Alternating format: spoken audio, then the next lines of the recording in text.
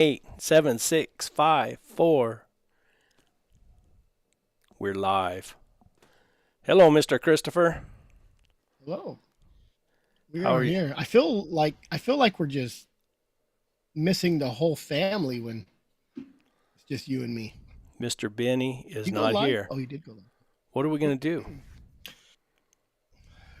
live. I you know what? Put them in. Put You Mr. got them. Put Put them right in the middle of us. Put them right in the middle of us. Oh, I don't have it here. I'd have to go look for it. Oh man. Oh, shoot. Oh, well. So what have you been up to? Where you been? Anything interesting? Hound trials. Did hound trials this weekend. Did My you 10-year-old won a coon drag race with Ben, and so if anybody ever run, I don't know about anybody else, but my dogs aren't trial dogs. They're out in the desert chasing whatever they can, horny toads, tortoises, sometimes a lion, maybe a deer. When you go there, it's the same trail every time. So those people that's been running this for the last 20 years, whatever, they got dogs and the trails are just the same. They do the same drag, same trail. So those dogs learn it and they know where to tree. And I should take my dog to the tree so they cheat? before we start I mean the so they dogs know. I mean the dogs cheat. Yeah, it's a real coon in a cage in a tree. And then they put sin on a drag, they get on the quad, they haul ass around to the tree, they let the dogs go. It's fun. I enjoy it. The kids enjoy it. It's what it is. Kids enjoy it. Well, Ben Saturday ran over, smelled around the tree, then decided he's going to go crap everywhere with another dog. There's two dogs that made the tree. So they just crap and they piss and chase each other around and they look up at it. They're literally taking a dump looking at the coon, you know. So yesterday I let him run it again. He ran it. Same thing. Him and one dog. They were in the finals, running around, and that coon kept growling. And Ben would look up. He's like, man. You go get on the tree and like, it's in a cage too. And so he's not really like, what is it? And then finally, after almost a minute's up where they can tree, he just goes, "Roar," and he goes treed. And then I said, get him, Ben. And then that dog just, "Roar, roar, roar, roar, roar, roar, roar, roar, roar." And so I'm going to put him in the treeing competition next month where they tree it. You go to the tree, they lift the coon up and down, and they bark. They do the bark. How many barks a minute in a minute? So When I I'm when gonna I put was a him in there kid, next. I mean as a kid, this was back in the 80s. I was 20, 23, 24 years old, something like that. I ordered some scent. I ordered bear scent out of Full Cry, and got one of my girls were little at that time, and I just get their stuffed animal, and I'd put bear scent Yeah. on it. And I had an alfalfa. I cut and baled alfalfa at that time, and I would drag it around in the alfalfa and everywhere, and then take it up in a tree with a rope, and then tie the rope. Yep. And I trained those Airedales to they'd run that drag, and they treed good. I mean they would, and of course I would pull that rope and make that stuffed animal bounce up and down that tree, and they'd get excited. But they were Well, trashy. I feel anybody who comes to my yard and sees all the stuffed animals hanging in every tree of my yard because my kids get a new one every time and run a drag. It's kind of creepy. So I got a bunch of stuffed animals hanging by the neck All over. on every tree in my yard. So the neighbors, that's probably why they don't come near me. But it's a fun time. There wasn't very many people there. I think and it was real quick. We did the water race. Ben did good on the water race. So halado, we talk about calling a lot. And I had some good conversations with some people there about calling, just and About what now? man, halado to calling, getting Oh, rid of dogs. yeah. So I was gonna call this dog out, get rid of him, something, give him to somebody. I just didn't like him. Mm. And my old lady just, no, don't, Jesus don't need no more dogs, to help him tree. And I said, I tell you what, bring him down where I'm at, and I'll run him. And my dad has these cats in the yard, and man, he got on a cat. Well, Stinker chases him around. Stinker's on a cat, and I'm like, oh, he ain't doing nothing. And then he just blew up. And he's trying to climb trees to get these cats. I said, man, I just started liking the dog. I don't know why. Like we just clicked. And then took him to this race. He's never been nothing but on these little cats around the yard. I haven't took him out. I took him out a couple of times just running around, but we put him on a coon drag. And Cody Lynn, I told Cody Lynn, my daughter, I said, if you want to start getting dogs, here's the dog to start. And she didn't believe me. Thought I was just trying to give her a dog, so I didn't have to deal with it. We get over there. She lets him go. He kind of like, he's stupid. Like, what do I do? She's like, go get him. Go get him. And he puts his nose down. All the other dogs, junior race, it's like a bunch of pups, turn around and run off. She's like, go get him. And we're all, he puts his nose down, makes it to the tree. I'll be dang. He don't know how to tree. Turns around, comes back again. He won't leave that trail. He's trailing back and forth. Finally, the guy runs it. He goes, we're just going to send another group, and he'll run in with them just to catch him because he wouldn't come. He just kept trying to tree. He kept trying to trail. Nose down the whole time trailing. We ended up catching him, and man, he did good. He did really good. That's cool. So makes you feel good, doesn't it? Yeah, because his sister, like watching your kid hit a home run. Exactly. Well, I gave his sister to a kid last year, and I don't know if that dog's doing real good or if they're not running it. But I said that's her brother right there, So sometimes you give dogs away and you got their siblings and their siblings are doing good and they didn't brag about it. But I also gave a dog to a biologist and he says she's doing phenomenal. So again, you're like, you win some, you lose some, I guess. Oh yeah. Cody, if you're there, we can't see you.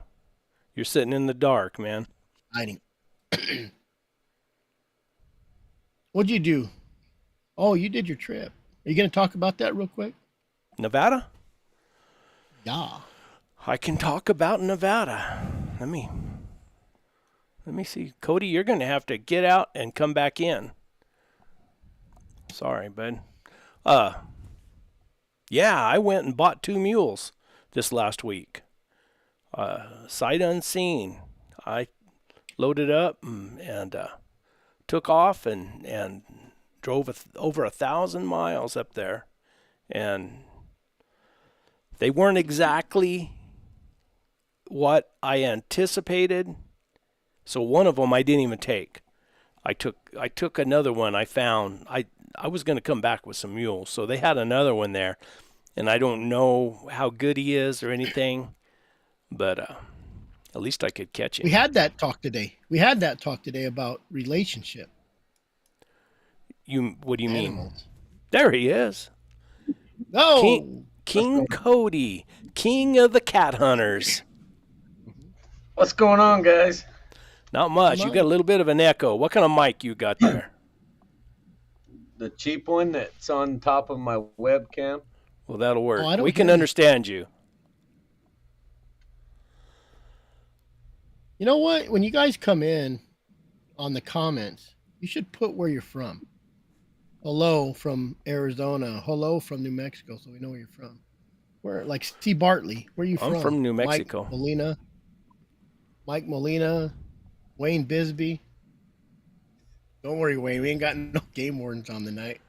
So, guys, we got King Cody from way down. I call him King Cody. Down in South Texas. Way south.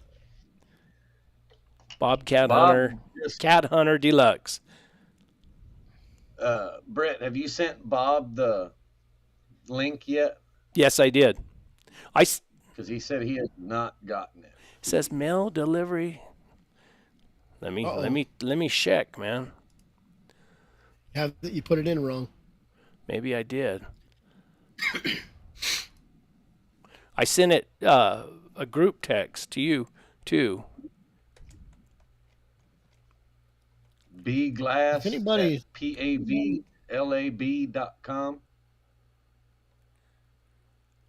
BGLASS Yeah. 1950 at iCloud.com. No, at bglass at pavlab.com. See, that's not what you sent me, King Cody. Yeah, I did. I sent you another one saying this is his real email address. Oh, I was going by the first one you sent me. Yeah. So you did send me the wrong one to start with. I did. I like to hear that. Colorado. Yeah. Colorado. Pavlab. Speaking of Colorado, go to SaveTheHuntColorado.com. Buy some. Say, I bought 3 tickets to win that. I think it's a 2.7. I don't know what it is. 7mm. And it all those go to that hunt. All that money Save goes to the them to Hunt fight. in Colorado. SaveTheHuntColorado.com. And I don't know how much goes to it. I'll find out. But I did buy some of that ledged up whiskey. Ledged up whiskey. Yep. Some It's of those supposed- I don't know how much proceeds go. I'm sure however much for the bottle, and then I wonder who but- bottles that whiskey. Who's the I don't know, I bottler? was Who's trying the to- I got the label on it. Let me see. But Cody has arranged for us to have an expert on the Chagas Bug that has been wreaking havoc in South Texas, I guess, on hound or dogs in general, right, Cody? Yeah, they've been around for a long time. They're just getting worse. And but they're also making their way further north. And it'll be really interesting to talk to Bob to see how far north he's getting some of these reports. But yeah, they're bad. I'm at 4 dogs in the last year lost to Chagas disease. Someone I posted it. I posted this live somewhere, and someone got on there and commented that he lost half his pack. In That was 21. Dace. Oh Yeah, Dace lost a bunch of dogs last year or year before. I mean, every South Texas hunter has lost some dogs from it, and not just hound hunters. It's deer dog guys. They're starting to get it, and it's moving north. It's moving north. It's coming y'all's way, unfortunately. You think it'll stay out of the high country? You thinking it's just going to be in hot weather? I Dry? don't. That'll be a good question. Oh yeah, I for forgot Bob's coming up. Bob is he's the expert, not me. Brett might have mixed that up a little bit. I study things for 2 days and then I become an expert. Yeah. What is it? Internet education, PhD. Uh-oh. Yeah.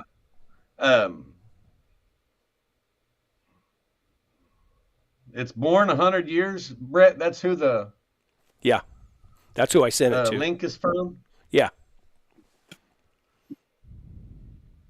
Tell him just click on that, and it should take him right to this little panel I got right here.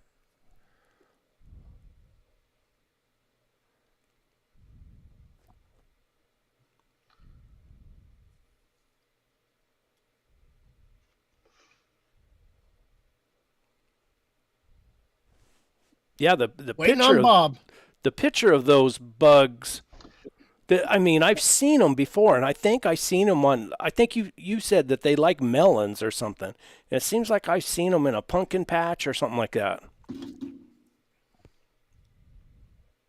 Yeah, they like Moisture. squash and pumpkins, watermelons and stuff like that. Is it And, like? I wonder if it's different varieties of them. That Can you try that again, Brett? He said he got it, but it disappeared or something. Okay, sure. I don't know. It disappeared. That's called deleted. You hit the wrong button. Yeah. Probably thought it was.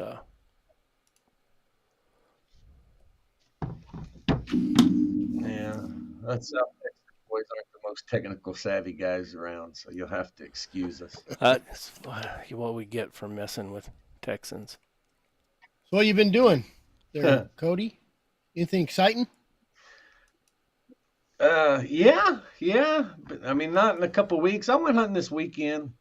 I caught Oh, uh, four bobcats. That's the first time I hunted in a few weeks, letting the dogs kind of heal up from the Jaguar hunt, which was pretty cool. And but it took us out of commission for a few weeks. Mm. The dogs and myself had some healing up to do. I got caught in a rock slide, and it was pretty bad. Jaguar hunting is not for the faint of heart. I can tell you that. probably have It's some pretty good Western. stories to tell, don't you? Yeah, it was it was pretty cool. It was a lifelong dream fulfilled, and I don't know that I care if I ever see another one of them spotted bastards again. They're pretty rough, man. How bad? How I've always heard about their roar. How bad is their roar?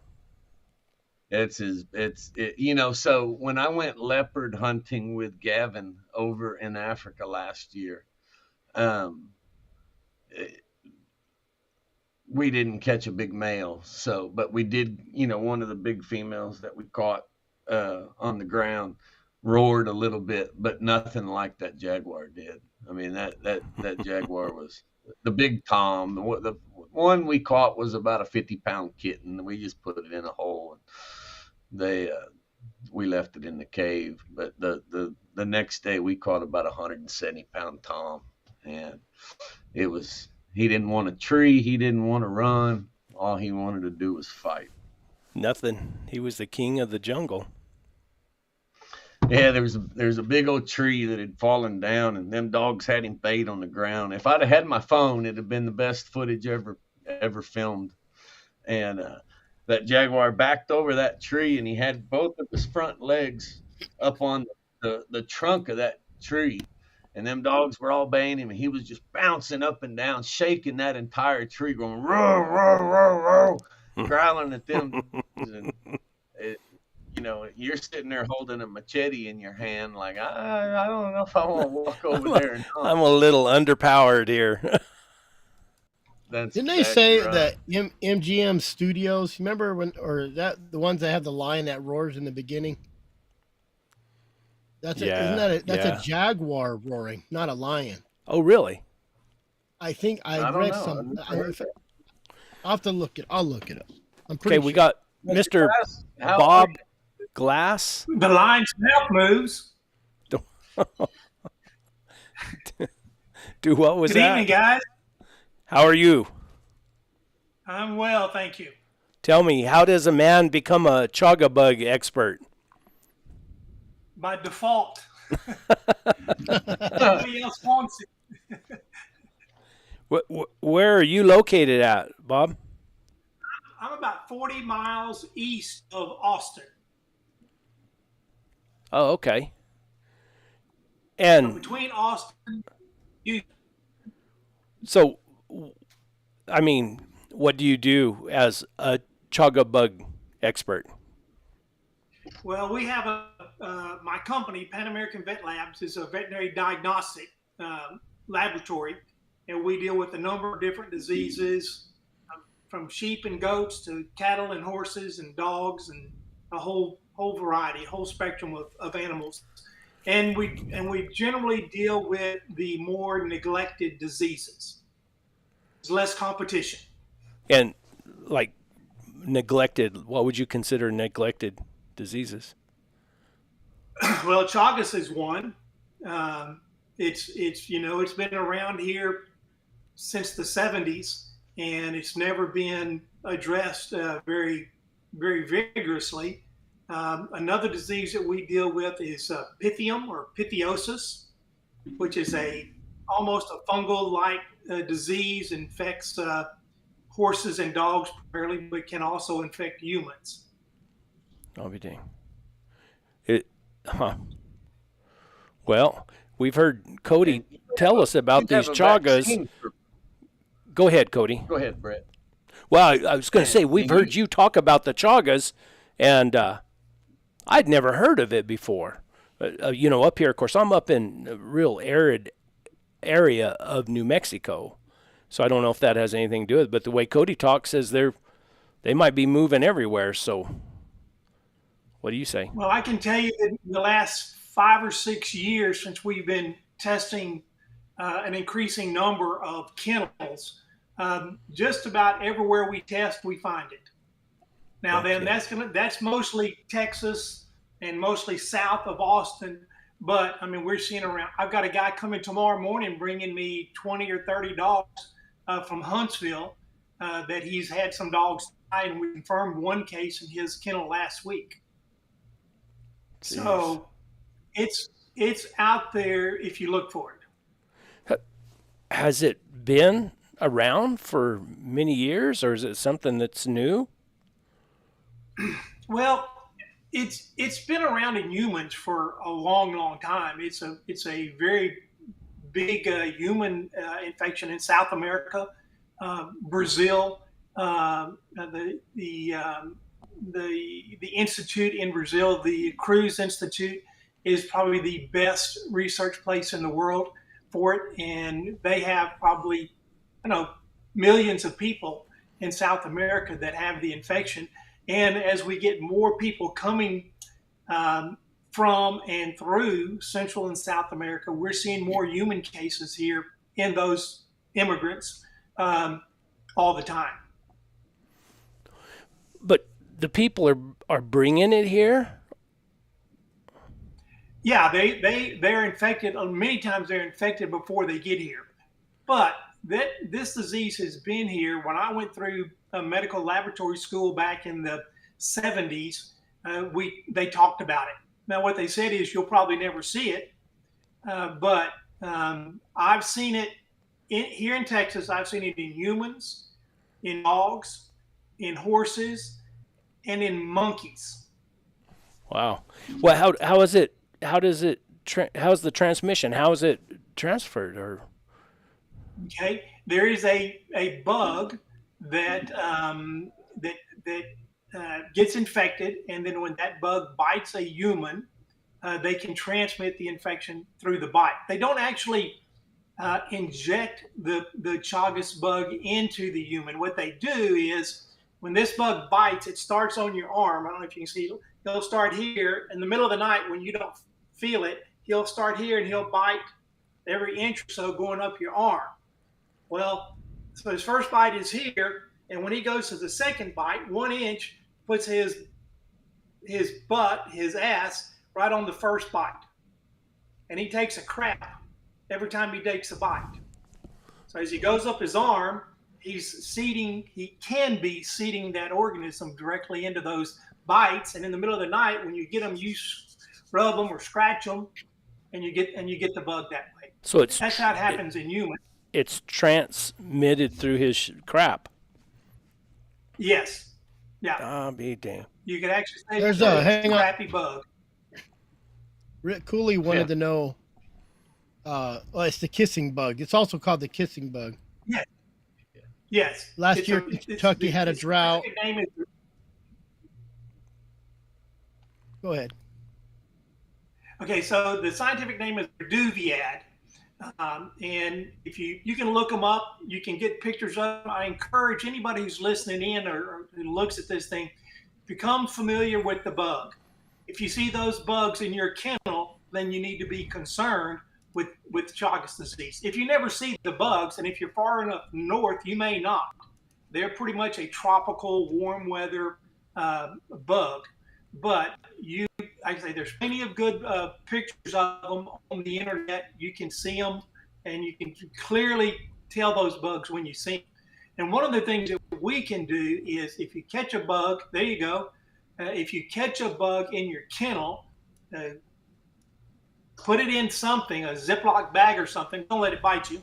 Put it in a Ziploc bag and send it to me, and I can check it and see if it has, if it's infected. How? So not all of those bugs are infected. No, not They don't- all not all Okay. reduviad bugs are infected. But the hard thing is you don't know which one is and which one isn't. So how far Where north do have you they? found them, or We found the found them in disease? Oklahoma. We have found infected bugs into the middle of Oklahoma, Alabama, Louisiana for sure, Alabama. Um, we've not, and the thing is, we've not tested farther north than that. So we don't know how far north it goes. Although I don't think it's going to go really far. The really cold winters are going to kill it. Here, it's going to live. It especially likes to live in houses or in a dog kennel during the wintertime because it's going to stay warm and they get easy blood meal there. Cody, tell us your experience with it.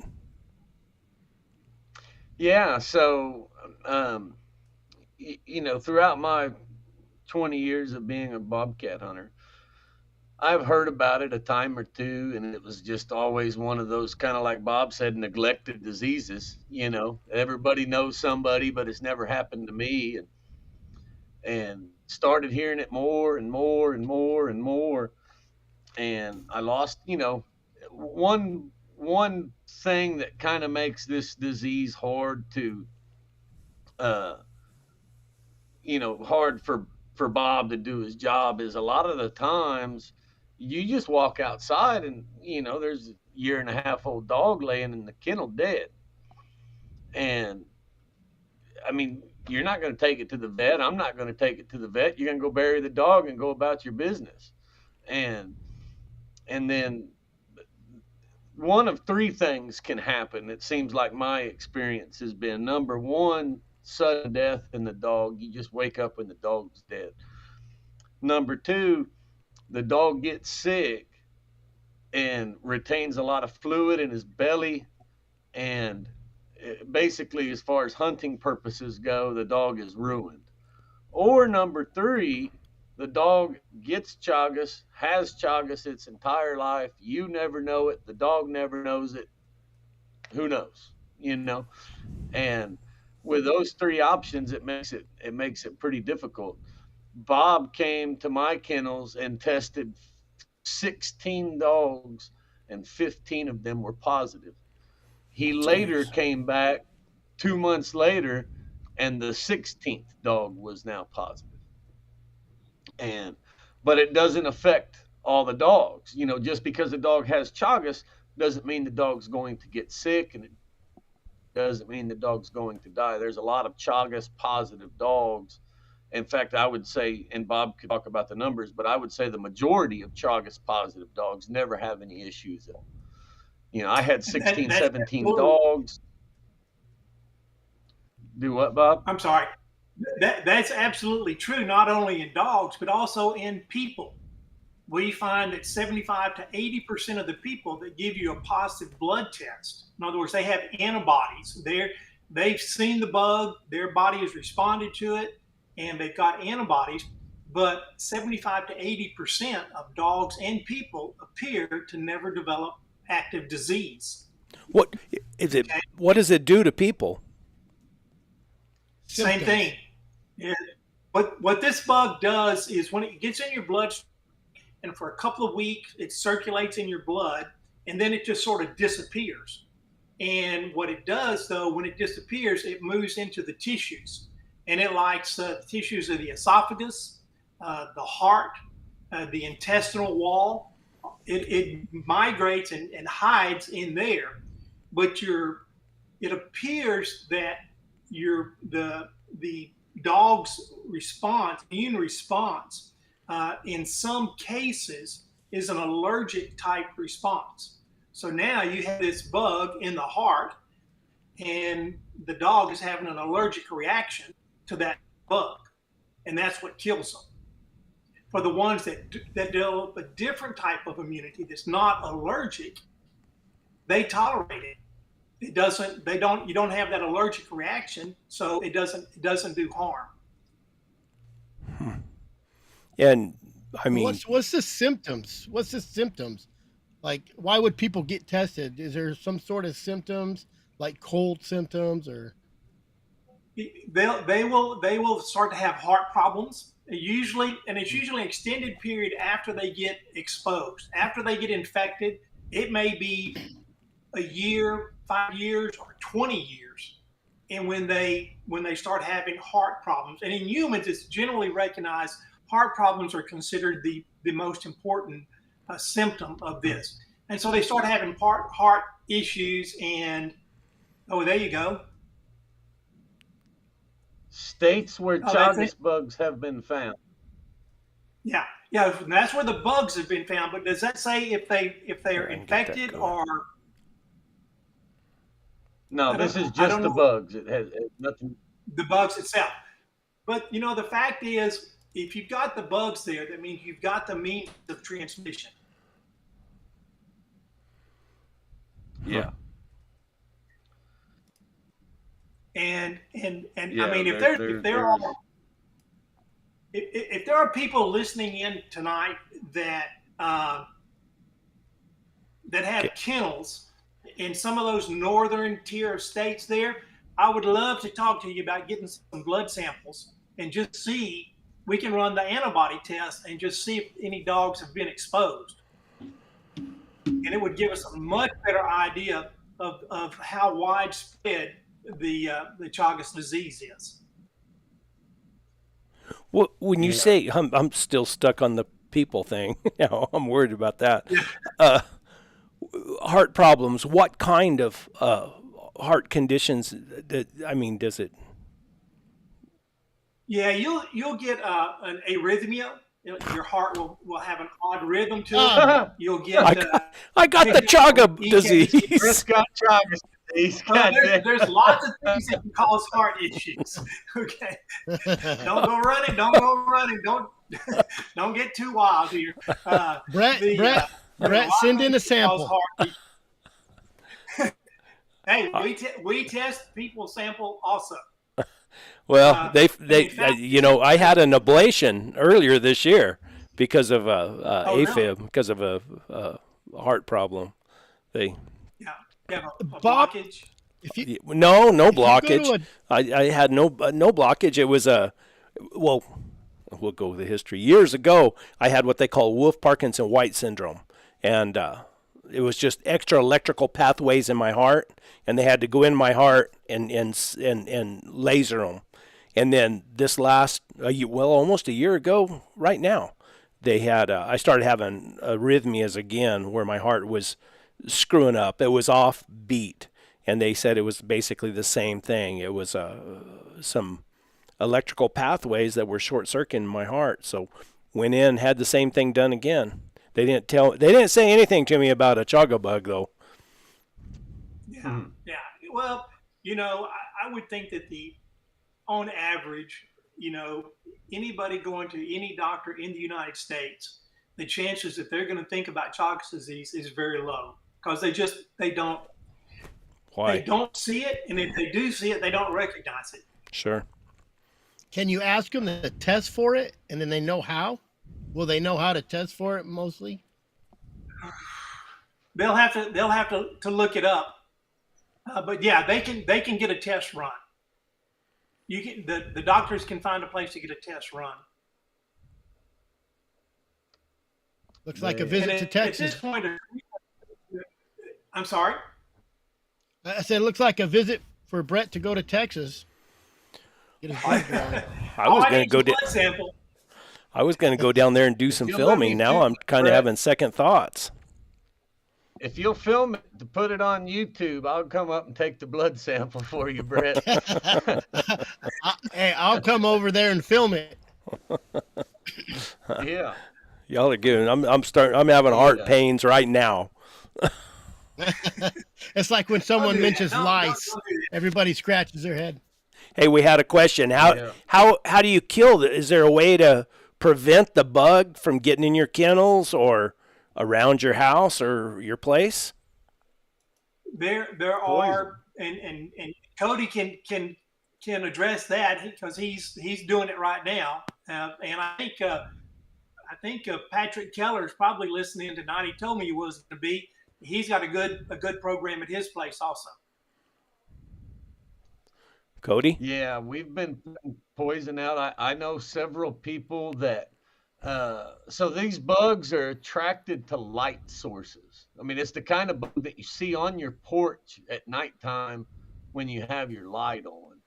And I know several people that have artificial light, a couple hundred yards from their kennels in barrels with water and poison in it To attract because the them. bugs are, yeah. And that's one thing that's very important. Two things, and I'm fixing to get into the realm of opinion a little bit, but Royce Blosky is the one that told me this, and I agree with him 100%. But that fecal matter is what carries that disease.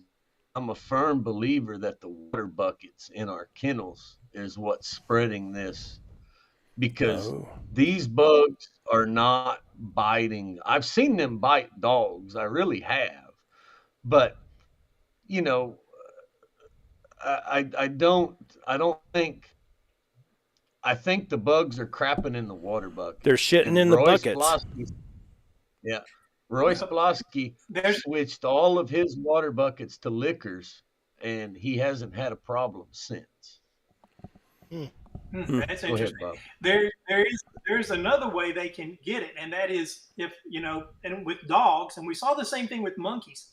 When that bug lands on them and starts to bite them, the dog will bite it and eat it.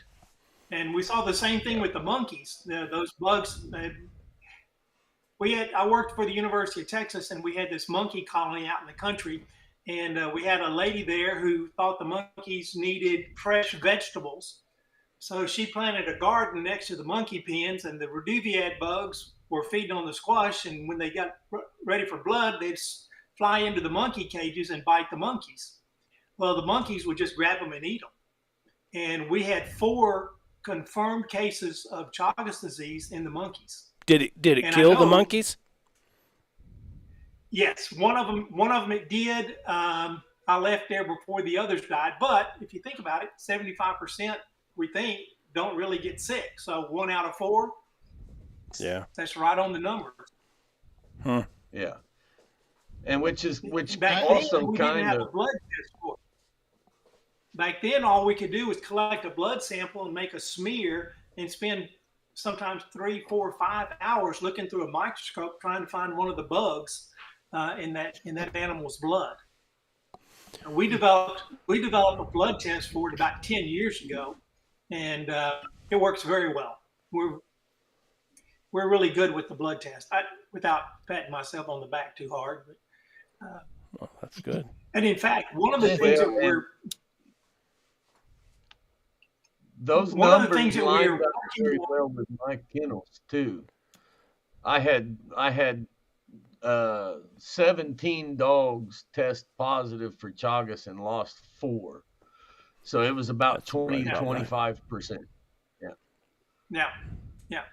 One of the things that we would like to do, I'm not sure how we're going to get it done yet, because we're small. As you can see, this is my lab. We're a small company, but we would like to make a test where the owner could take the thing that looks like a pregnancy test, put a drop of blood on it, and have an answer in 10 minutes. If it changes colors or whatever. Mm-hmm. Yeah. So it would just like. you have some dogs test positive. What do you do then? What's the next step? That's right now. We have a treatment that we use. We use it in some other diseases, and it enhances the immune response, and it especially switches the immune response from allergy to non-allergy. We were talking earlier about the ones that get sick appear to have an allergic reaction. So if we can switch them from allergic to non-allergic immunity, it appears that, and we probably treated of animals that were symptomatic. I mean, these are dogs that were sick with Chagas disease. We've probably treated 20 of them, and 19 out of 20 have recovered and appear to be normal now. Unfortunately, Cody has the only one that hasn't completely responded yet. Yeah. Probably a good one. Does Yeah, it does Reba. it cure them or put it in suppression? Well, that's a good question.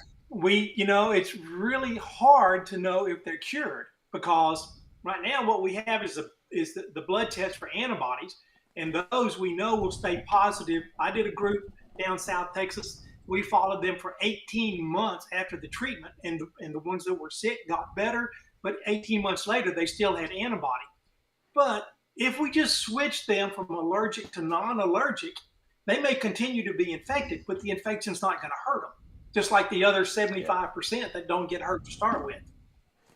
Like my rest of my dog, I got Tina had over 1,000 antibodies per whatever your test was, and she's fine. It. Mm-hmm. But one thing that I will say is one thing that I've noticed, or one thing that I've kind of in my research and been told and stuff. And a lot of it also maybe depends on how the Chagas disease can attack the dog in different ways. The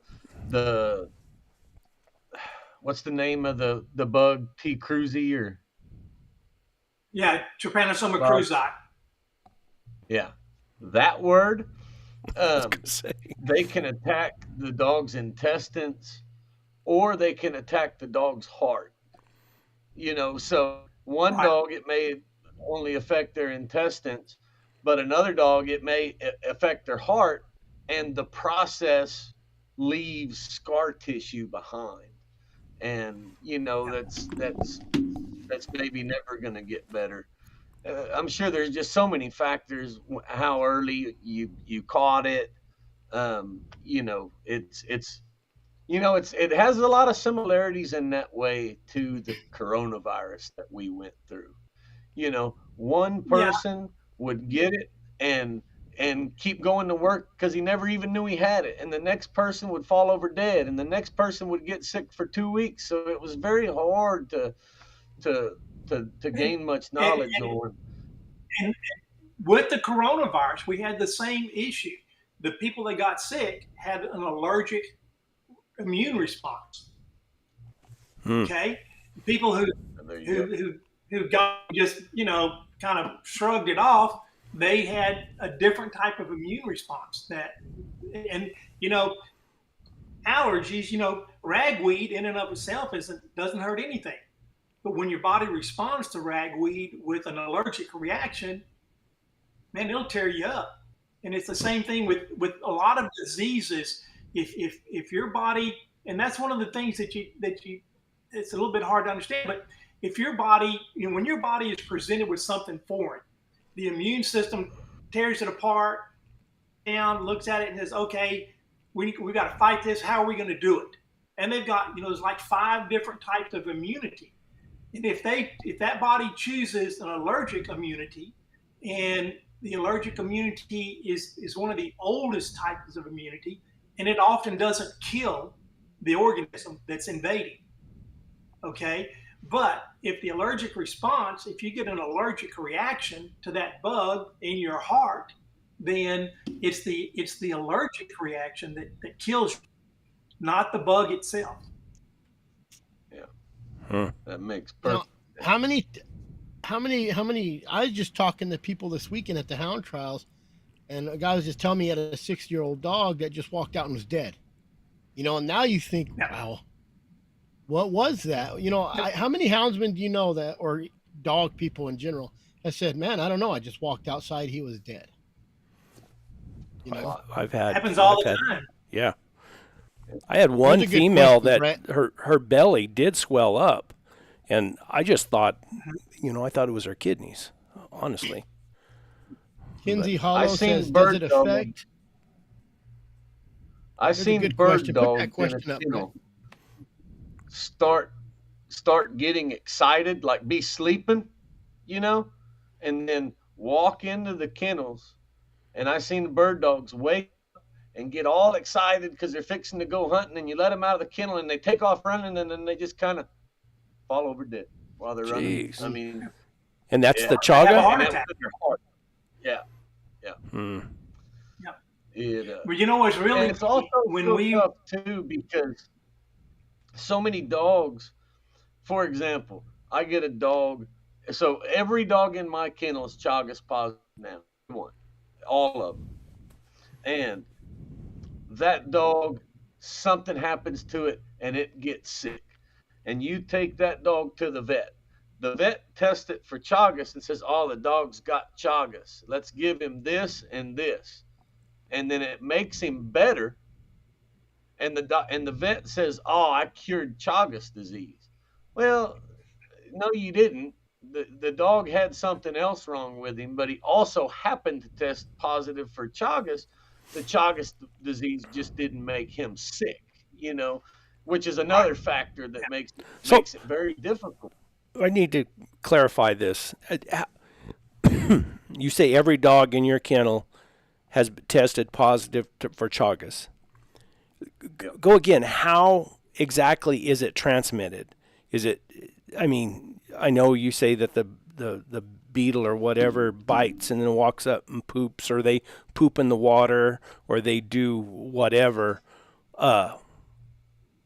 Is there any other way? I mean, once it's in your kennel, is it hard to get rid of, or? Well, it's all a matter of controlling the bugs. Because the other thing to remember is if you get one dog in your kennel that gets infected, and let's set up a situation. Let's say you got 100 Chagas beetles, bugs in your visiting your kennel at night. Let's say one of them is infected. So he infects a dog. Now the other 99 are going to be feeding in that kennel all the time. If they take blood from that dog, then the bug gets infected. Okay. Now he can spread it to other dogs. So it's at this point, since there's no vaccine for this, there's no prevention that we know of. There may be prevention, but there's nothing documented yet. So the only way to prevent it that we know for sure works is to kill the bugs. Don't let them in your kennel. Yeah. Which That's- is why So I how does it kennel system that I how does built. it spread? How does it spread from animal to animal? So if one dog gets it, how does it spread to the another dog? Or do you keep if you find out your dog has Chagas, do you separate it? Oh, isolation. The only thing what you have to it can't go from dog to dog. Okay, it has to go from dog to bug to dog. Okay. There's stages of the life cycle that only occur in the bug, and there are stages of the life cycle that only occur in the dog or in a warm-blooded animal. Okay, dogs or humans or monkeys, whatever. So they've got to pass it back and forth between the dog and the bugs. But every time, like you say, every time a bug bites or gets blood from an infected dog, there's a chance that that bug is going to become infected also. And then what other but Cody, you were saying it's in the water. So if another dog drinks the water, is that only because the bug was in the water, or if he? I mean, obviously he can't. Yeah. Yeah. Yeah, and that I think that's probably theoretically possible. I think the odds, because if you take and he takes a crap, which is like one drop, and he's in a 55-gallon drum that's half full of water, the dilution factor is so great that the chances of the dog getting it is probably pretty small. It's certainly possible, but it's also possible to get hit by lightning, and it doesn't happen too often. I think Yeah, but I mean, the bite and eating the bug are probably are more likely. yeah, very Gotcha. so. What And what's what does the future look like as far as a vaccine? Is there some work being done on that? I'm in contact with the folks in Brazil at the Osvaldo Cruz Foundation, and we have some very tenuous discussions about my ideas of a vaccine. And again, my idea is not to prevent the infection as much as to set that dog up or that person so that they have a non-allergic immunity established. If you've got and that's the thing to remember about this. So the first time that a dog or a human gets exposed to Chagas, they're going to change immunity. Okay, if we can make them choose non-allergic immunity, then I think there's a chance that we may not prevent infection, but we can prevent disease. And the fact of the matter is, with most of these disease, if you can have a low level infection that induces a beneficial immunity, voila, that's where you want to be. Sure. So where you can get the disease, but you won't get sick from it. Yeah. Exactly. Yeah. Well, Phil's let's face it. Everybody gets the measles. Used to. Everybody got the measles, and we got over it, and you didn't get them again. It's the same general idea. Well, if it was up Bob, to can a Chagas positive Jip pass it to her puppies? Oh, good question. And I'm afraid the answer is yes. Because really, the Chagas disease for some period of time is in the bloodstream. And actually, we're doing something interesting now. We are, because the reagents, the stuff I need in the laboratory to do Chagas research is friggin' expensive. I mean, I'm talking one vial. I'll show you an empty vial, but one vial like this that has that much stuff in it that made from a Chagas organism cost me about $5,000.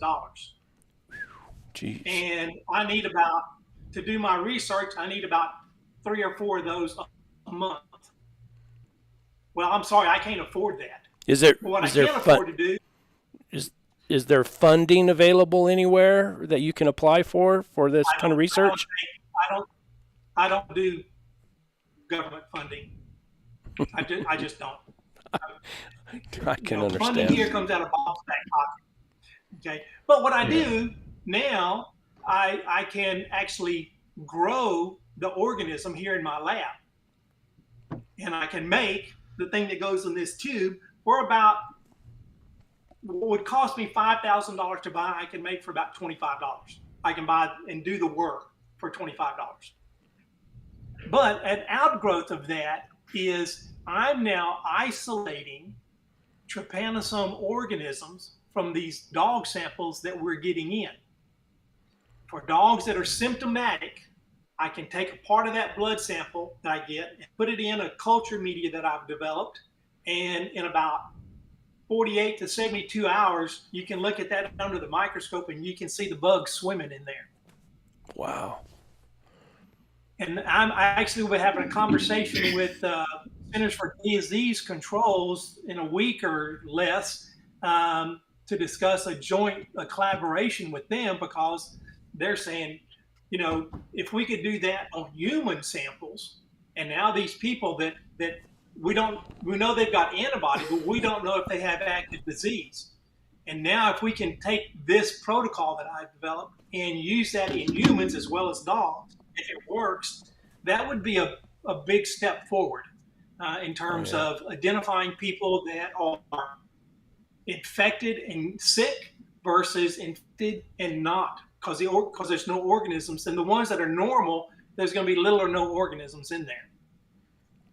Now the people, and I mean, correct me if I'm wrong, but the biggest issue with Chagas disease in people's in South America, right? It is. Yeah, it is. It is by far. I mean, it's a Well, pretty big deal down there. Chagas, it's a huge deal. It's a huge deal down there.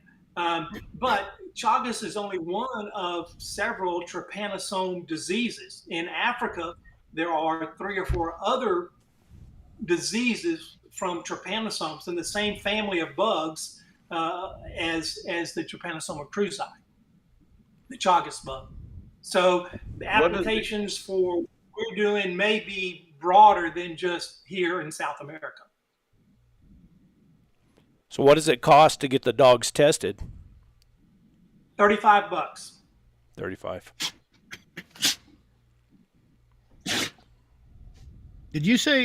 Was there a way to get money to you? Did you already say that? I got a phone call. Do you have like a GoFundMe or anything? There was a No. We're I don't like spending other people's money. I'd rather do something to earn it. So if people want to get dogs tested, I can do okay with that. So I'm too old to worry about getting rich anymore. So I mean, it's not about getting rich. It'd be nice. Vaccine, Go ahead, Cody. Bob, and as far as giving it to dogs as a preventative measure or anything. Mm-hmm. Well, I'm going to give you my idea of how you make a Chagas vaccine. You take this stuff that I make in my lab, the proteins from the Chagas organism. So I grow them up, and then I sonicate them and just break them all to hell into little pieces. Okay.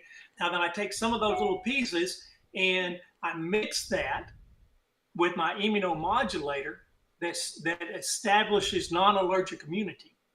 So now if you take a dog that's never been exposed and you vaccinate them with that, can you set up a permanent non-allergic type immunity? That's my idea for me. And I don't know yet if it will work, but I've got some indications, in these dogs that we're treating that are already sick. If we can turn them around, then I think we have a good chance to be able to take dogs that are not exposed, give them that combination of Chagas proteins and the immunomodulator, and establish an immunity that makes them immune to the disease, if not the infection. We have a question that says, can cattle get it? I see no reason why they couldn't. Okay, I've not seen a case in a cow, but I have. Texas A&M confirmed a case in a horse about a year ago, and I've been told that they've confirmed infections in coyotes. I'm not sure how that happened, but that's a good question. I should ask my folks in Brazil if they've seen it in cattle in Brazil. I don't know. I don't know about that. Are there any other people besides you working on this? What happens if you are suddenly not able to continue your efforts?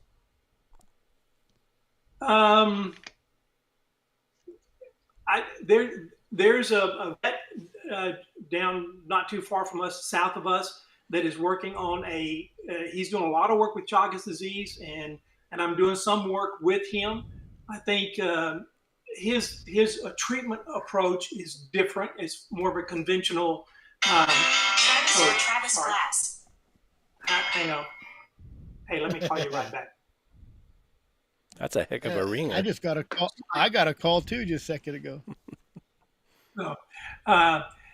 Yeah, so his treatment is a different type of treatment, and we're actually starting to do stuff now where we're using both his treatment, and his treatment has shown some success. Okay, and so now we're looking at doing a combination of his treatment and my treatment, and since they are from two completely different directions, we have some hope that they will be effective together. Yeah. Yeah. Any more questions In you see terms up of there? other people working on this disease, not certainly. There's nobody else I know of that's working on it in dogs. There is some through the federal agencies. Um, there is some effort in humans, and like I say, we'll be talking to some folks at CDC in the next week to see about doing some sort of a collaboration on and improving the diagnostic capability. Well, and it's going to have to get prevalent enough to where it's, getting town dogs, pets, Yeah, foo-foo dogs. before it. Yeah. Yeah. Yeah. Well, And they're seeing that. Cody, I mean, for anybody else. The folks at Texas A&M University have done a fairly good amount of work in dogs, but I don't think they're as active in it now. I think the lady who was doing that has moved to Florida, so I think maybe it's not as active a program now as what it was. And Baylor College of Medicine down in Houston was doing some work on it also. But again, I don't see a lot of movement there. I should say I don't see it. That doesn't mean it's not happening. I don't. Was it already answered? But when was it discovered? I mean, how long ago has it been in the States? Yeah. Well, it was originally described, I think, back in the late 800s, early 1900s in Brazil. A doctor named Osvaldo Cruz, and now we have the Osvaldo Cruz Foundation, which is in Brazil, that is the leading research institution for Trypanosoma cruzi. The bug is named after him. So, but here in the United States, I'd say I heard about it in the 70s when I was in school. I saw it in the 80s. I saw it in the 90s, and now we're seeing lots of it. So it's the research seems so it started in humans. Did they find it first in humans, and that's why they worked on it? Yeah, and in fact, when I talk to the folks in Brazil, they don't even talk about looking at dogs. It's not, they could their concern is humans, But what they don't, wake up, because if dogs are infected at the rate that we think they are, and they're the reservoir of infection. Because that bug that feeds on a dog tonight and gets infected and feeds on a human tomorrow night is, that's where they get it from. They're probably, if there's 5 million people in Brazil infected with this bug, there's probably 20 million dogs. Or more. Yeah. And so, the source of infection for the bugs is more likely a dog than it is a human. So Cody asked if a pregnant gyp but if you breed a male to a female and the male has it, will he pass that along to the female while they're breeding? I don't know on that. When the male injects the semen, there is blood cells in it, and the trypanosomes travel with the blood cells, not in them, but in the same space. So theoretically, I would say it's possible, but I don't know that it's been confirmed. The other thing in humans, a big concern is in blood transfusions. Because if you get a transfusion from somebody who has Chagas disease, there's a very good chance you're going to get it. Very good chance. So in Brazil and in a lot of South America, testing blood at the blood bank is mandatory. I feel like if we're talking about dogs, but it seems like a pretty serious problem with humans, but even in dogs, I feel like you have to, down in your guys' area, it's almost like if you're going to breed or do anything you have to get them tested first. before you start, because then you're just going to keep breeding it into it, right? Yeah. Well, again, the breeding, the transmission by with the semen or transmission, when in utero for the bitch having with pups inside her, um, we know that it can happen. How often it happens is much more difficult to put a number on.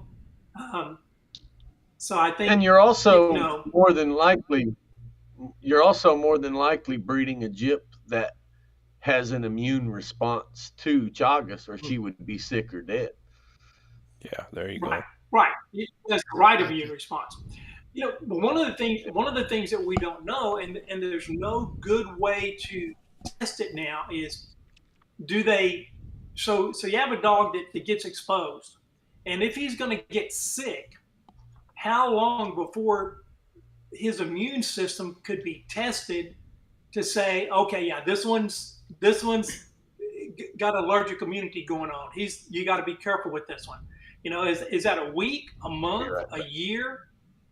We don't know. I spent about 6 months on a project trying to develop a way to tell if a dog is having an allergic immunity to Chagas or non-allergic.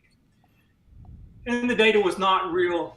Wasn't very definitive. So I don't know yet whether that, and that's it's a very complicated process. So I don't know but that's something that So, is probably going to be a key to being able to accurately diagnose infection versus disease.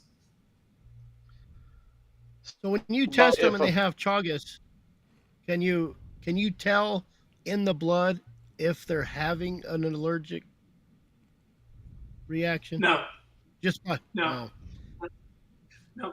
At this point, you cannot. on that now. But I just thought about, Cody. That's something we need to try. I will talk to you about it later. But there may be another avenue for checking for an allergic immunity. Yeah. Well, that popped in. Uh, Sure. yeah, I'll talk to you Y'all tomorrow. might get the credit. Yeah. man, that's that. You're So, leaving Bob, us on like a suspense Yeah, I was gonna thing say- right now. That's like you're gonna have to come back We on. can't. We don't. This and is. talk We don't about have no that. top secret stuff going on here. we got to get credit, Okay. Bob. All right. So let Yeah. me tell you my idea. Okay, you've all signed confidentialities, right? We probably won't understand anyway. Yeah, No. you have to sign an NDA. Have you ever been tested for tuberculosis, where they put that little thing on your arm and, Yeah. and you wait 24 Yeah. 48 hours and it makes a Oh reaction? yeah, Might be a That test. may work Maybe. for this also. So I could take So, Bob- the antigens that I'm making and we inject it in some of your dogs. Reba being a good one, if it works, Reba should be positive. She should give you Yeah. a reaction. The others that are we're not gonna- sick, they may give you no reaction. We're gonna split it 4 ways. can we call this the Monday Night Live test or something? I'm sorry. So, Bob, if there's a houndsman or a bird dog guy or a deer dog guy or a whatever dog guy listening right now, and he says, I want to test my dogs, how would you want for them to get a hold of you? With The your best way is email go to our address? website. Yeah, a website. What's your Go website? to the website, pavlab.com. So pavlab.com. The company name is Pan American Veterinary Laboratory. So take the first letter of each one and make the last one lab. So pavlab.com. Find it? Yes, sir. And that's going to be the And best it would way. also be beneficial. I'm sorry? It would be beneficial for people to send some samples out for Right. testing and it would Oh, help us absolutely. get an idea, or help Bob and others get an idea of where exactly this disease is. Boy, that would be great. That Because would be great. y'all may not The have it more samples, prevalent like we do more in samples South from different Texas, areas but would it be may great. still be there. Yeah. You know, Cody, you're talking about hunt dogs, but all these show dogs, working dogs, cattle dogs, even these little, what this guy calls it, the poo-poo dogs that are in these shows. I mean, you know, I'm sure there's a big community. There's a huge community of dogs, not just hounds or bird dogs, but I'm talking I mean, any dog collies, that cattle spends any dogs. substantial amount of time outside. Yeah. I will say this. It appears to me that when you have dogs in a kennel, they are more likely to pass it around. Okay? You have more dogs, you have more bugs, you have more, more of that going on. So kennels to me, I mean, if you have one dog who sits on mama's lap all the time, he's not likely to get bit by one of those bugs. But in a kennel situation, you know, it's more prevalent. Gotcha. Do we got any more questions out there from guys? Did you see any good questions, Chris? He's asking about a lab in San Angelo. Is there a big vet lab in San Angelo? There used to be a veterinary vaccine lab in San Angelo. If Is there anybody got bought out by? Is there anybody else working on it besides just you and that other guy that you know of, besides Brazil, like across the United States, out of Texas? I don't know. Yeah, I don't know. I only know of two. Well, Texas A&M University said they had a program. I don't know how active it is now. And Dr. Madigan down in South Texas and myself are the only people I know of that are active in dogs. Now, CDC and probably other federal labs are more active in research for human applications. I feel like in general we don't have it here in Oregon. They got a lot of water in Oregon. It's not real dry. But they do in South Texas too. Yeah, depends on what side of the mountains you're on. Well, did you see that comment where they said the thoroughbred people out of Kentucky were buying hay out of Texas, and they got those kissing bugs over there? So, I mean, that could be a possibility too, you know. Yeah. I mean, this, these days, a bug could be here today and in who knows where tomorrow. Yeah. We had a new disease. Another animals that we work with is rabbits. And there was a new disease introduced in the rabbit population about 2.5 years ago. Came into Washington State through an island and jumped to the mainland. And now it's in half the state in the United States. It got into the wild population and it just, but a lot of it, there's a lot of speculation that those rabbits, there was a big rabbit show in Washington State, and rabbits went there and left there and went all over the United States, and now we've got that disease everywhere. Rabbit show. Man, you haven't lived till you've been to the National Rabbit Show. I was gonna say. You have 25,000 rabbits in a room. I was gonna say there's probably a lot of other things I'd rather do. Be a good way to get a new disease, though. What's that, Cody? Putting 25,000 rabbits in one room would be a good way to get a disease spread across the country, though. That's right. So do mice get it? We have the only vaccine for rabbits in the United States. Well, I take it back now. They have one for that new disease, the RH2. They have a vaccine for that that's produced in the United States now. But we have a vaccine for pneumonia in rabbits. That's the reason we go. We do some rabbit stuff. Oh, so you did.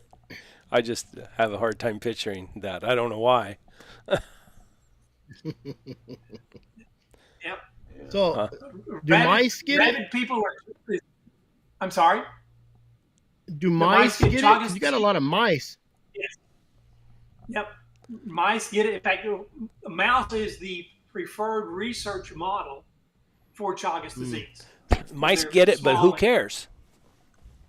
Well, they're Right. dogs. If It's it's in the usually just there's always mice around kennels eating dog food or so the dogs, it runs across, dog eats it. could he transmit that way? No, it's got to go from the bug to the dog, or from the Gotcha. bug to the Yeah. mouse, or from the mouse to the bug. It's got to pass through the bug. Gotcha. There's nothing to say that the Reduviad bug can't bite a mouse and get infected that way, and vice versa. So, Yeah. And these bugs are big. They're like an inch long or inch and a quarter long. I mean, it's a pretty big bug. Kind of looks like a stink bug in my opinion, but uh, it's a big bug, and you can imagine every little puppy that's running around is going to chase it across the yard and try to eat it, and I imagine that's how a lot of young dogs get infected with it. So the best preventive way would be to just keep your eye out for those bugs and try to keep them killed out of your area. right, yeah, and I don't even at this point in my life, I don't even have a dog, but I have a damn light out to kill the bugs. Yeah. So what's the fastest, most efficient way once you see these bugs is to start killing them? Is there, as far as throwing down? Someone asked if diatomaceous earth, will that work? Diatomaceous earth? Well, I doubt. I don't. I do I know don't think so. I called the pest control guy and told him what I wanted to kill, um, and he made up a recipe and sprayed it around my kennels, and it's killing every beetle. And it's killing a lot of stuff that I really wish it wasn't killing, but it is killing the Chagas bugs too. I found 2 or 3 dead ones this week. Yeah, we And, we did there's a ranch down not too far from you down there, Cody, that's owned by the guy who owns Orkin Exterminating. And when they had Chagas in their dogs, and they came in with some sort of a bug control program, and I mean they wiped them out. But I think they were spraying 200 yards around the kennel, yeah. farther than in fact, what they did is they figured out how far the bugs could fly, and they sprayed out twice that far. So now then, if one of them leaves safe ground, he can't get to the kennel before he hits sprayed ground. I wonder what unintended consequences there are from spraying that much poison around, though. That's Yeah, exactly yeah, right. and it is a concern. One of the things that I haven't seen tried that I think would be interesting. There is a bacteria, Bacillus thuringiensis, that we use in the garden all the time because it's perfectly safe. You can spray it on your plants, and when the insects eat it, it blows up their guts. Basically, it produces a lot of gas, and it blows them up. But it doesn't have any impact on mammals, only insects. So that may be something, and it's very short lived. I mean, you have to spray it every 2 weeks to keep it active. So,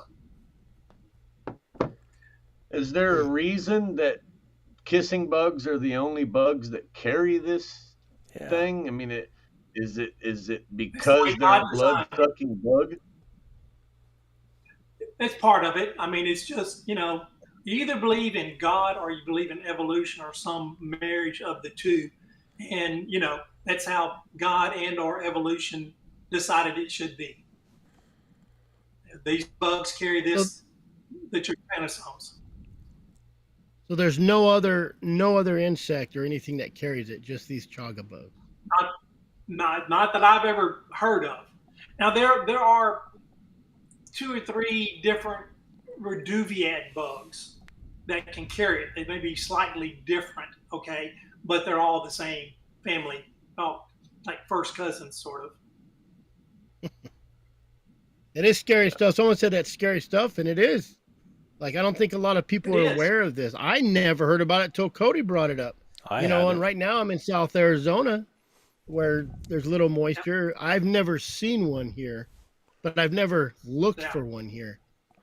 It seems like I know I've seen those bugs somewhere, like in a garden or something somewhere. Oh yeah, Well, Brett, someone you'll said see. South New Mexico. They had them. Yeah, yeah. Like I say, well, that map showed where they'd been, where they know they have been, and Cody, correct me if I'm wrong, but it seems to me like when people call me and say, "Hey, I got a Chagas bug in my kennel," it's always first thing in the morning. That's Do you see pretty that? generally, yes. Yeah. Yep. Stragglers who didn't go home before the sun came up.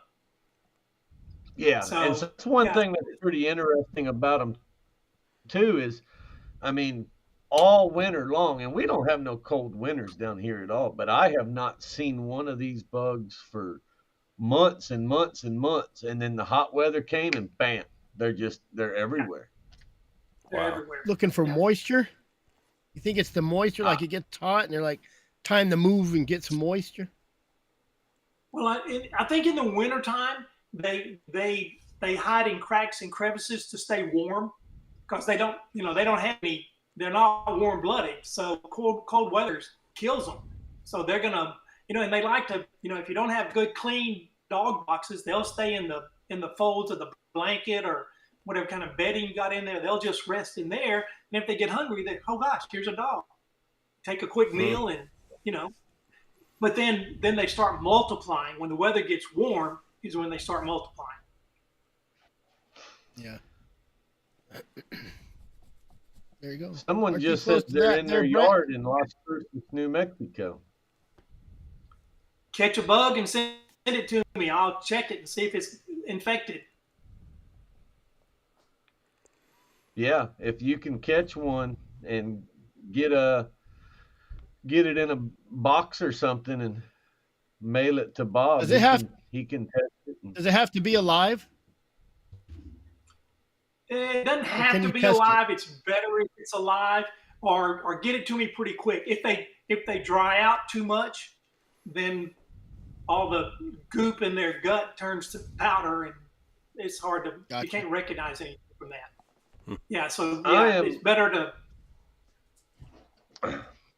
I'm a firm believer that, I mean, there's no doubt, whichever side of the spectrum you're on or what the cause is, that there's no doubt that the last 5 years or more, the winters have not been what they used to be. And I mean, that goes to even Allen in Minnesota, them guys not having any snow to hunt their dogs in anymore. And I'm a firm believer that these warmer winters is what's causing these bugs to start moving north. Yeah. I'm sure. Yeah. And we see the same thing. The other organism, the other disease we deal with, pitheosis, it's a tropical disease. And 30 years ago, we saw it along the Gulf Coast and into Florida. And now I've seen it as far as Minnesota, up the West Coast in Oregon, Washington State. So, and people say, oh, it's climate change, climate warming and all that. I don't know. I think there's a lot of that it goes back and forth and back and forth. You think of that quick, but it could be 100 years or 500 years that the climate swings from one side to the other. And, in my mind, there's no doubt that this would be a healthier planet if we all the cars and decommissioned them, but yeah, all of I drove 7 miles a billion day people, myself, so 7 billion people driving cars around does not have a positive impact on the planet. There's no doubt about that. But There's no doubt. You see all these hottest years since 1903, hottest years since 1858. Well, what caused it in 1858? It wasn't pollution. So I think there's a lot of Right. natural swings in climate. Well, I And think that's what, when they talk about, we're getting off on a sidebar here, but when they talk Rabbit about, hole. managing game and everything, and that we should just be observers. What people don't realize is that just like the climate, there's big cycles, and if we can manage the game to keep those cycles from fluctuating so much, then we all benefit from it. That's why we hunt. I mean, and there's nothing we can do about the climate, but I'm like you said, I think there's big cycles that, probably, I don't even know, every 50 years or something like that. We don't even realize. yeah. Maybe Well, it's like the migration of locusts and all that. Some years they're everywhere. Those caterpillars that just show up one year and they're just thousands and thousands. Someone Well- asked, is Lyme's disease and tick somewhat similar? It's a different organism altogether. I mean, some of the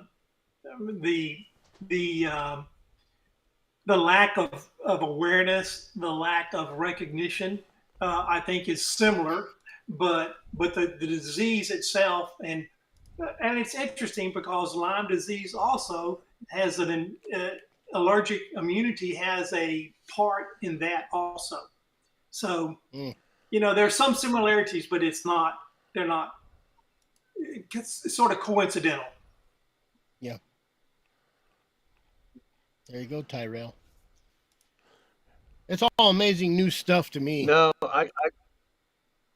all I can tell everyone is this, and I know everyone's probably tired of listening to me complain about Chagas, and Chagas. It just kind of freaked me out and it caught me off guard. But this disease has, in my 20-year hound hunting career, this disease has gone from something that I rarely heard about to something that every dog in my kennel has. And I'm just afraid and concerned that 20 years from now it's going to be Chris and Brett and other guys in other parts of the country going, man, 20 years ago, Cody did a podcast about this and we had never heard about it. And now all of our dogs have it too. It's the trend is it's moving y'all's way. And the only way to stop it is with education and working with guys like Bob here to try to do something. And so I really appreciate having Bob on it, and I appreciate you coming on. Thanks, Bob. That's here's something to think about. And I know I don't know about others, but I know in raccoon hunting, there's a I have some friends around here, and they'll load their dogs up on a weekend and go to Wisconsin or to Minnesota or wherever. And if they go to a place where that map says there are those reduviad bugs, and they put those dogs and somebody gives them some kennel spots in their kennel, and the bugs bite those dogs, and what's to keep it from getting started in those places? Yeah. So, because see, it's kind of that so that you don't let your friends come hunting anymore, but you got to be careful. I got to bug out for just a second. It's kind of strange because you're not just talking about the dogs being Chagas positive, but you're talking about bugs being Chagas positive. There may be, we don't know, but there may be huge populations of kissing bugs in Arizona, but they don't have the disease yet. Right. And so exactly. the bugs may be there, the disease is not there yet. And that disease is coming. It's a complicated issue. It's a complicated issue. Hey, Cody, have you been tested? Have you tested yourself? I mean, it's like prevalent in your kennels. Have you ever been tested for it? I have not. And the last time Bob came down, I kind of I thought to myself, I'm going to hold my arm out there and tell him, "Come on, let's go, let's test it." But we haven't. I I can forgot do it about it, and anytime. We do it anytime. it it wouldn't hurt to do it though.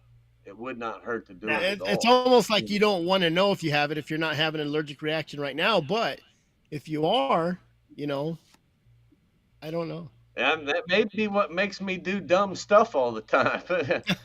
Well, you could blame it. Now you got It's I something to got blame it Chagas on. in my brain. Yeah, Why? but Yeah. That's a lot of but information. it'll be That's a lot of information that nobody knows. Like I said, I never knew about it, and it's in my area, it's in the state. I go from North Arizona, which is 6,000 feet, and it snows. So they probably won't thrive there at all. But who's to say I don't pick it up down here in South Arizona? It crawls in a sleeping bag. I go up there, unload my stuff. And next thing you know, in the summertime, it's biting everybody up. I just took all my I took 11 dogs and 2 mules up this weekend. You know, yeah. Yeah. so but And education, the like you one said, thing that education. you can do is every you take a dog to the vet for something. You tell that vet, "Hey, can you pull a blood sample, and put it in a purple top vial so I can send it to Bob Glass in Texas? Hmm. That way he can test it." And because the information is what's gonna crack it Yeah. eventually. Yeah. It's got to be You know, somewhat difficult because people have had it for 30 years or longer, yeah. and Yeah. you One know, of the things to think about this is, we talk about how 75% of the dogs don't get sick with it, but they still have it.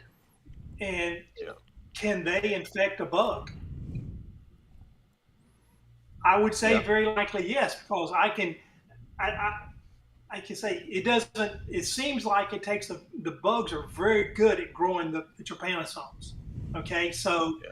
I think if they just get one or two from that dog, then that bug can become a full blown transmission, uh, Man, that's able crazy. to transmit it. It's such a meticulous way to do it too. It's not like it's just you sneeze and get it. Like it has to be Yeah. that bug to bite that dog, and Yeah, that bug may not even have it, and that dog will give it to the bug, and then Sure. that bug starts exactly. spreading it.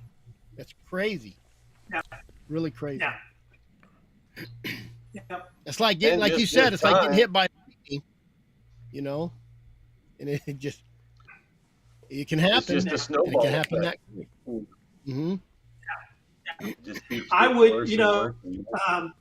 like I said, I don't even have a dog right now, but when I'm getting the dog, and when I do, I will test on my dogs.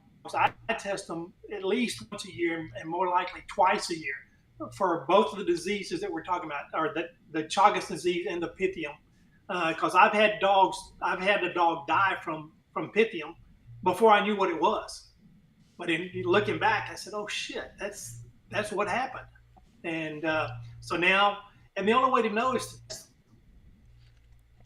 And then what are you going to do if your dog tests positive for Chagas? Well, my dog is going to get my vaccine that I hope works as soon as he walks onto my place. But if he, and then he's probably going to test positive. If the vaccine's working, it's going to make him test Yeah. positive. But I'll continue to do the Now, blood test on him just to. I will say this: we don't have, Bob sells the vaccine that's not a Chagas disease vaccine, but he's working on it. But the Pythium vaccine, and he'd have to explain all of that to you. But I will say this: I had dogs dropping like flies, and obviously I came in and got with Bob. He came down. I said, "Give it to every dog." I I've not lost another dog since giving it to him. We've had some test positive that weren't positive before. We know they're all positive, but since giving them that Pythium, um, I have not lost another one. Now, statistically speaking, I shouldn't lose another one, But who knows? I mean, statistically speaking, 20% of them already got sick from it. But in my mind, the stuff's done something because I haven't lost any more dogs. Well, Any more that's questions? Anybody and have you any lost questions? You better ask them now. and you lost 4 in what amount of time? A few months, less than a year. I lost one, and then about 6 to 8 months later, I lost three. Bam, How bam, did you bam. how did you find out that it Yeah. was Chagas?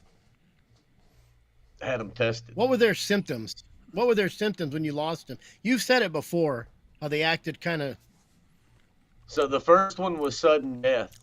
It was a young dog, and I'm a firm believer that a dog's age plays a role in how the bugs affect them. Uh, it seems to me that the younger dogs seem to be a year and a half old dog seems to be the wake up in the morning and it's laying there dead, versus the 6-year-old dog. I've had more of them get symptoms, get sick. I mean, they look like they're about to have puppies, but they're not bred. They just retain it. In fact, Bob came to my house, took a needle, stuck it in Reba's flank, and I mean, just sucked up 50 cc's of water, basically. They just start retaining fluid like a bigod. It's terrible. Mm. And that's part of the allergic reaction. If you get poison ivy and it's on the outside, and all those little blisters and all that liquid's in those, just imagine if your whole inside was like that, and you're producing that fluid is part of the inflammatory process. Yeah. Yeah. No. Missy Fix is late, Brett. What's wrong? She's our number one watcher. She's always here 1st. Mm-hmm. We're gonna have to scold her. Yep. That's a lot of information, Bob. That's a lot of good information for people to make them aware. Well, you say if anybody has specific questions, or shoot me an email and to the website, to the info@pavlab.com, and then those will be sent to me, and we can set up. And if we want to do a telephone call, we can do that. And yeah, that's my wife. I'm on the phone usually from about 6 in the morning till 9 or 10 at night. So. And I'll try to put all that information in the description in this video, because it'll stay up on the channel. So we'll put all that information in there. All right, boy, cool. And I would love to get some samples from farther north, just to see if we can see any. So I mean, here you go again. Brett has all of his dogs in his kennels right next to a couple that I brought him. That's true. Dang it, Cody. Yeah. I mean, could Jack have had it before I took him? Now he can't give it to your other dogs, but a Chagas bug, a kissing bug, could have bit Jack and then got it and then gave it to another dog. I mean, the bugs are there naturally, but that's just another example of how hard it is to contain. I'm trying to remember where. I know I seen like a bunch of those bugs on something at some point. I mean, was it on horse crap or something, or I just can't remember. You'll see. I see it here, like I told you earlier about the monkey deal. Vegetable gardens, squash plants. They seem to. You see them. I see them there. Now there are a number of bugs that look very similar. Okay, so I want to study that picture that we had on earlier, and that will know what that looks like. And if you catch one, don't handle it. Rubber gloves. Put it in three Tongs. Ziploc bags, one inside the other. Uh, I mean, treat it as if it could be positive, and it could give it to you. So. So the best way if we catch one of those bugs, just ship it as soon as possible. Yes, just ship it as quick as you can, and I'll look at it as soon as it gets here. There's nothing you could put it in to try to preserve it that would make it last longer. Well, what I do a lot of times, and I don't know if I left you any blood tubes, Cody. If I didn't, I should have. I think you left me a few. Okay, so you can. Those are the best thing. It's little plastic test tubes that you collect blood in. Pop the stopper off, put the bug in there, put the stopper back on it, and he's protected and you're protected. Yeah. And also too,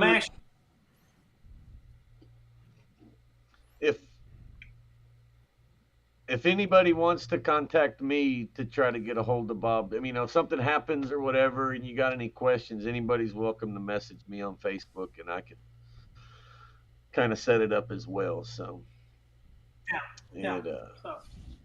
but it's going to take an effort from the Hounds community to stop it, and it's going to take an effort to know how bad it is, outside of South Texas.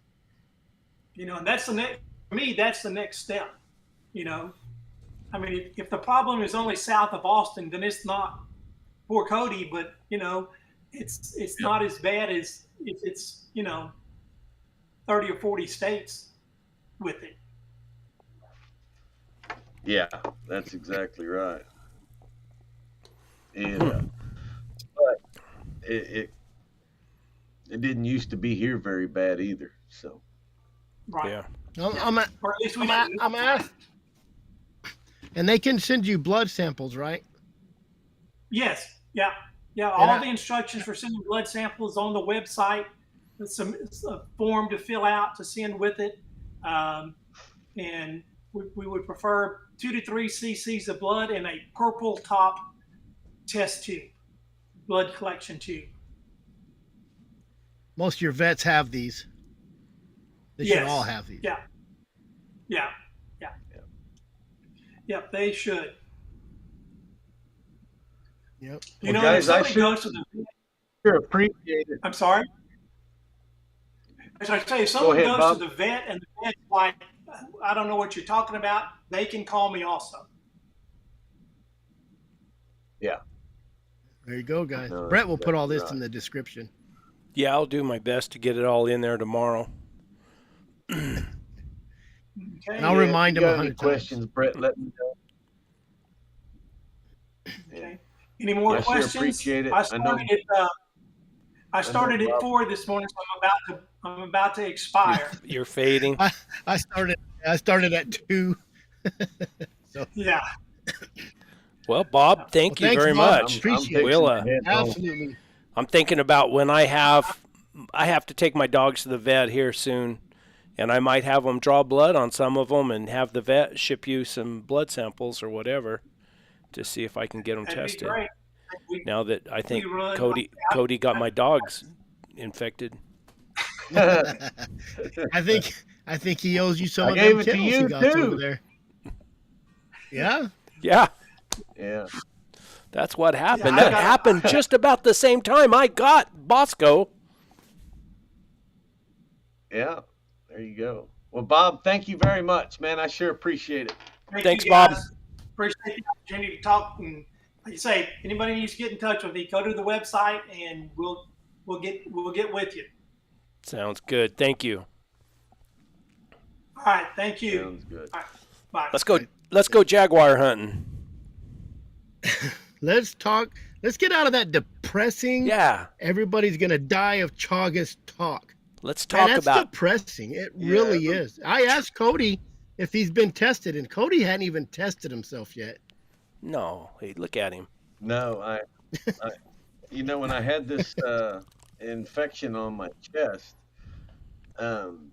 it was one thing that the infectious disease doctor brought up when I was at the hospital in Houston, and they they cut it out, and we ended up not having to go back to her. So, but yeah, probably ought to send him a sample, and Yeah.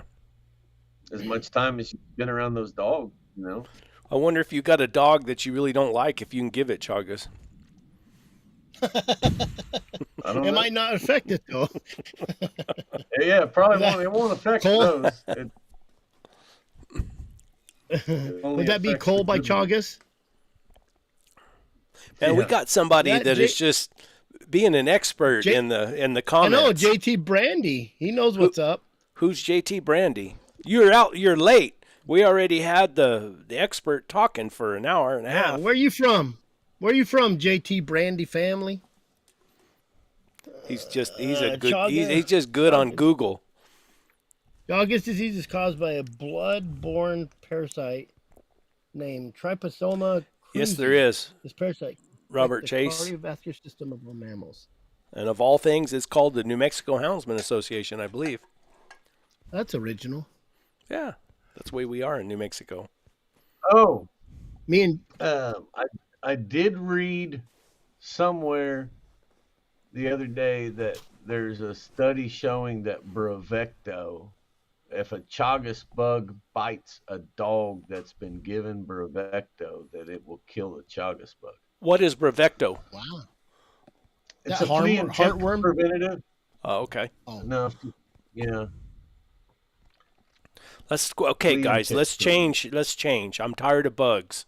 It's Yeah, that's it's like talking about lice. Your head starts itching. yeah, my body itches all over. I'm starting to have Now I heart feel like pains. I feel like I have Chagas now. Ah, Oh boy. Good information Tell us though, a- guys. Cody, did you pass out? Oh, Chagas I'm got here. him. looked like he just fell over. I have to go Nevada. to see the comments. I have to click on the actual live on YouTube. I can't see them Oh. on here. I have to comment on. I have to go to the live and comment. It won't let me comment on Brett. I think Brett banned me I from don't. commenting. No, I maybe. didn't. You can do. I don't. What I else? can't do it no more. Anyways, Google, man, Google's good. That's good information to know that you have someone you can go to straight that works nothing on but on that Chagas. Yeah, and it's Brett, so how's weird. the drive? So weird. How was the drive, Brett? one- Long, but I took What? my Let- time. Let me tell them about your drive. Okay. You had Starlink. Oof. That was your favorite part of the whole trip, I think. It was just and I say this in my last video, and it'll be published tomorrow. It took me a while, but you know, a lot of times I don't like to stay in motel rooms. I think that's a dumb thing when you're just me by myself, you know, traveling to go get a couple mules. Staying in a motel room is stupid, and but usually when I'm looking for a place to camp, I kind of like to find a place that has cell phone service. So, I mean, I got the Garmin Messenger where I can message my wife, but it's nice to be able to call and make sure everything's all right, and they can call me. But with that Starlink, all you got to do is have the sky. You just Yep. park wherever you And want some to. power. Set that And some side. power. I got power, except my battery. Something happened to my battery in my trailer. I don't know what it was, but Maybe it wasn't charging right or something. You know what I mean? no, it charged. I don't know what was going on. I got to figure that out. But anyway, and that Starlink, you set it up, and I mean, you're on Starlink right now, aren't you? I'm on Starlink, and then Wednesday, you jumped on my live. Yeah. And it worked perfect. Yeah, I was out there in the middle of a big old empty field and just set it up and. And if you was on Wednesday, out of nowhere, Brett's hauling around mules and a horse comes out of nowhere and just starts chewing on his Starlink cable. I know I had to shoo him off. Anyway, but the drive was long. I camped. I enjoyed it. I never got in a hurry. I did get in a little bit of a hurry the last day because I was hauling those 2 mules back, and there's going to be a whole series of videos on those mules. I decided I'm going to have to become a mule trainer. I despise these mule gurus. These guys who go, oh yeah, this is what you gotta do. You never. It just drives me crazy. And then you see them when they're riding. There's like 6 of them all riding out together. It's like they gotta hold each other's hands. I just don't. There's just one guy online that just drives me crazy. But yeah, I'd like to see them get, like that mule some of those mules that sold at that Chrome of the Canyon or whatever, just get a mule that'll just grab his hind end and just run down through there and drag his butt, catch his left lead, catch his right lead, turn over his hocks, and handle neck rein, be broke at the pole. I mean, those guys that can do that, now they're trainers. These guys that rope a big old dead steer out, mule skinner. But anyway. You know who did a good job on showing realism on training a mule, and that's probably Clay Newcomb when he's getting thrown around by that mule. Because he didn't even know nothing. I mean, he wasn't even a mule trainer, but he got it done. And he did a video on Instagram about trimming up his mule. And as soon as I clicked on that Instagram and I seen he was cutting up a hoof, I said, he's going to get hammered. And sure as shit, they hammered him. Everybody, every keyboard farrier in the world jumped on there and said, you ain't doing it right. And old Clay said, I don't care. I'm doing it how I do it. And he's still walking. So I got a little respect for old Clay Newcomb. Now, Brent, he's going to lose my respect. If you don't get back with us. Yeah, if you don't come on Monday, he's supposed to be on our show next Monday. Brent Reeves. We're gonna boycott That Country Life. Yep. That and the whole meat eater. We're gonna just go at it. Yep. They're gonna lose two listeners. They're gonna lose me too. I don't know who it is. Cody will jump right in. They back us up. Yeah. Cody. Experience is the best teacher. Take us on a Jaguar hunt. Oh, Something probably. How many people in the comment section or that are watching would like to be able to go catch a Jaguar somewhere? I bet there's a few. Thumbs up. Throw some thumbs up. Everybody who'd like to do that, throw some thumbs up. I got to throw a thumbs up. I don't even know how to do it. I bet you could. I bet you could sell raffle tickets just to go right along with what's his name, Tony Rivera. Just to watch him, and it would be an experience just to sit back and just watch. Cody knows. From what I understand, well, we just want to go sit back and watch Cody. Yeah. They tell us, Cody. To Cody, all it was a 170-pound bobcat. Yeah. They so it was pretty cool. I'd been down in that country quite a bit when I was a kid, and but we went down, and we get up at 2:00 in the morning, and so I'm sure y'all have all seen these Jaguar calls made out of old gourds, with the deer skin you on pull them. Pull the horse hair through the... And, one of the guys had one made out of a gallon paint jug. It wasn't even an old gourd. But we'd wake up at 2:00 in the morning and go call around, and we never had a response. And then we went and checked the baits and never had any luck. And finally, just being the South Texas bobcat hunter that I am, I said, guys, let's let's just turn these dogs loose and start driving down this road, you know. And One the more first dog. day, the first day about 11:30, we in the morning turn the dogs loose, start roading. We didn't go 400 yards. And one of the dogs started off to the right, and Stocky went in there pretty far, and they went to trailing on it, trailing on it, trailing on it. And pretty soon they got it jumped. Hold on. And Hold on. Got a question. When they started trailing on it like that, did you know it was a Jaguar? yes, You knew it yes, by the track? yeah, we got out. I mean, the dogs started, Hey, so we got out and looked, and then we found the track. Okay. Cody, before you keep going, Yeah. too, you said you started calling. Correct. What you didn't? Did you use the gourd, or how'd they call?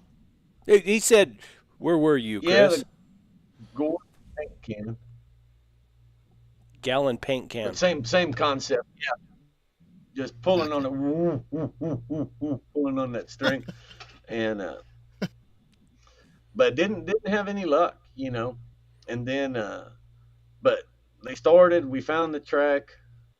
You know, we knew it was uh, a somewhat small Jaguar from looking at the tracks, but I also didn't care. You know, I wanted to catch one. And from where we started it, maybe 800 yards, and I could tell by looking at the GPS that they were treed, and I thought they How were treed. Come to find out, we drove around it. how far did you say they Go trailed ahead. it? I mean, from where they started it to where they caught it was probably 800 yards. How did they move it? When they start, how long? When they first started it, how long did it take them before they got it lined out and started trailing? Right away. Probably. I mean, the dog started right there in the road. You know, I mean, it was pretty dry, uh, but yeah, I mean, it didn't take long. I mean, a minute or two, and they were going. Did they trail it like a And bobcat, or did they trail it like a lion, or was there? Could you tell any difference? nah, I mean, it was. You know, I don't know if there was more than. I know that it from tracks that we found later, we knew that there was more than one kitten. So I don't know if both kittens were together and the mama was with them. You know, and we may have been trailing three Jaguars, and that's And why pulled it up was on so one. much scent. Yeah, I don't know, but uh, came drove around, and then we realized they were in a cave. You know, they weren't in a tree, and uh, walked down in there, uh, and it was too small of a cat to collar. So we left it in the hole and got the dogs out of there. Fortunately, it was real close, all right there together. And but it was pretty cool all the same. I And then bet. the next day, same thing. We call, we check the baits, nothing, and about noon, turn these dogs loose. Let's start driving. And again, we go maybe 400 yards, but that day it was misting a little bit, and uh, it was misting just a little bit. So the dogs started. They went in.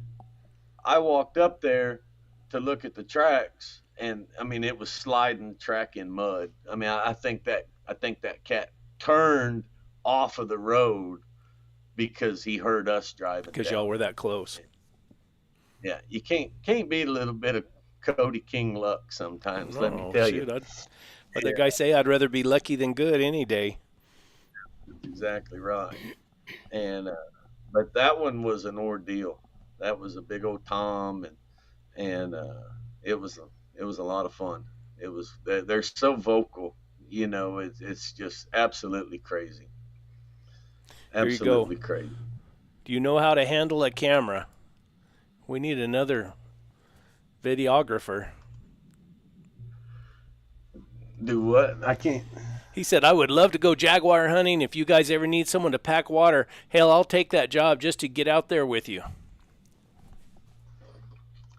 Yeah, I'm the worst. I'm the world's worst cameraman. I've got all the gear. I'm going to shoot all of this footage for Brett, and it's going to be so wonderful. And I got it all ready, and two backpacks and all of this stuff, and then a dog barks, and I forget about it all. I mean, I just gone. We It's we all do. Every one of us does. that I'll never forget as long as I live. Them dogs had that big old jaguar bait up in that crevice, and he backed over that tree, and he went to just shaking. The whole tree was just shaking, and he was roaring. And I'll never forget. I looked over there and I went, "Holy shit, Brett's gonna love this." And I reached and grabbed my phone in my back pocket, and I went, "It's on the charger." I said, "Brett's gonna kill me." So it we weren't able to get no footage of it, but When none you the same. It was a cool experience. when you go back, if I can't make it with you, I'm going to send you a script to follow. And you take that whatever you got a GoPro, don't you? Oh yeah, Take that GoPro and you just got to hit the points. You got to, establish where you're at and what you're doing. Hold that sucker out there and talk to that camera so everybody knows. And then whatever dogs you got, what they're doing, and then if you hit a track, what's going on. You just got to keep, just like you got somebody there who's trying to learn, what's going on. That it's just a little person in that camera. I and think you're telling them. Cody's afraid he's going to miss all the action if he's holding a camera. You can do it just like that. yeah. One of you guys are gonna have to come. Yeah, I really do try. I just in fact me and Dace were hunting this weekend, and I think I sent you a video of the race, Brett. But uh, we're sitting there listening to this beautiful cat race, and they're running right by us, and even Dace goes, "God dang, Cody, pull out your phone and film something for Brett." And I said, "Oh yeah, I always forget." So even Dace reminded me, but oh, there you go. This is a pretty good race.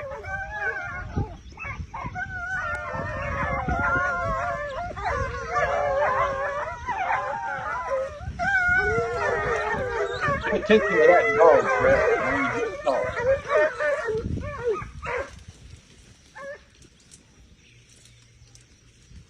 Locating.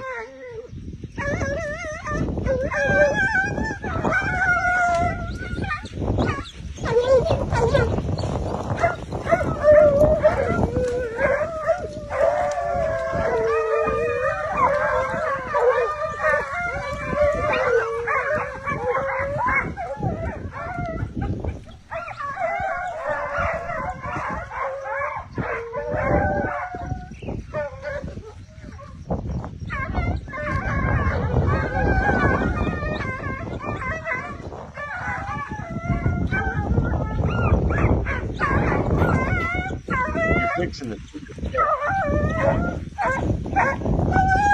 There he is. He was right there. He is right there. It's over. And they go already. That's pretty cool. Yeah, it was a pretty good race. And he held the camera pretty steady. So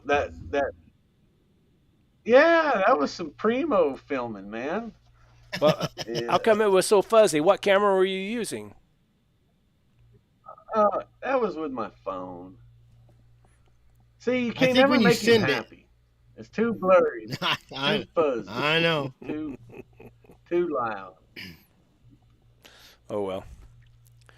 So, but that dog, Brett, that I told you to pay attention to, that's one of those running walker dogs that Alex Bowman had up there by you that came from New Mexico. Oh really? And was trying to run fox with him, and he sent me some videos of that dog on some lions that he caught in the snow. He's got some blue ticks that he runs bears and lions with, uh, but anyways, I had talked to you on the phone one day about those dogs. Alex having those dogs that he was going to sell, Mm-hmm. and that was one of them. One of them. So, Cool. but Yeah, that's. I look at that country. I mean, just like that, where you're at. I mean, there's so much brush, and it's green, and there's just a lot there. That's. I wish I yeah, had some that country that similar to particular that. that particular country that we were hunting there is the only place that I have right now that's green. Really, Everywhere else I have is just severely. In fact, I have to travel about 2 hours to get there. really. And but yeah, no, we're bad dry, and but that's kind of one thing cool about down here. Even when it's bad dry, it's not real far to where it's not bad dry. When did your It's rainy still season start? I don't know. It seems like it never rains down here too much, but we get a lot of rain in the falls usually, and uh, we could get tropical rain any day coming off the Yeah. coast. But we've been getting a little rain recently. I'm gonna go lion hunting Wednesday down on the river, and it's pretty darn dry over there. But they did just get an inch and a half of rain, so hopefully that'll help a little bit. Golly, inch and a half of rain down here's we'd be flooding Yeah, or up Yeah, here. same here. yeah, Same here. it's not near Well, enough. We need a lot more. There he goes. so you going back at all? You going back at all there, Cody, to any more Jaguar? You kind of mentioned before that it was fun, but kind of wore you out. I think I'll go one. If Brett, we're working on a different collaring program right now. In fact, this one we're working on with Tony, trying to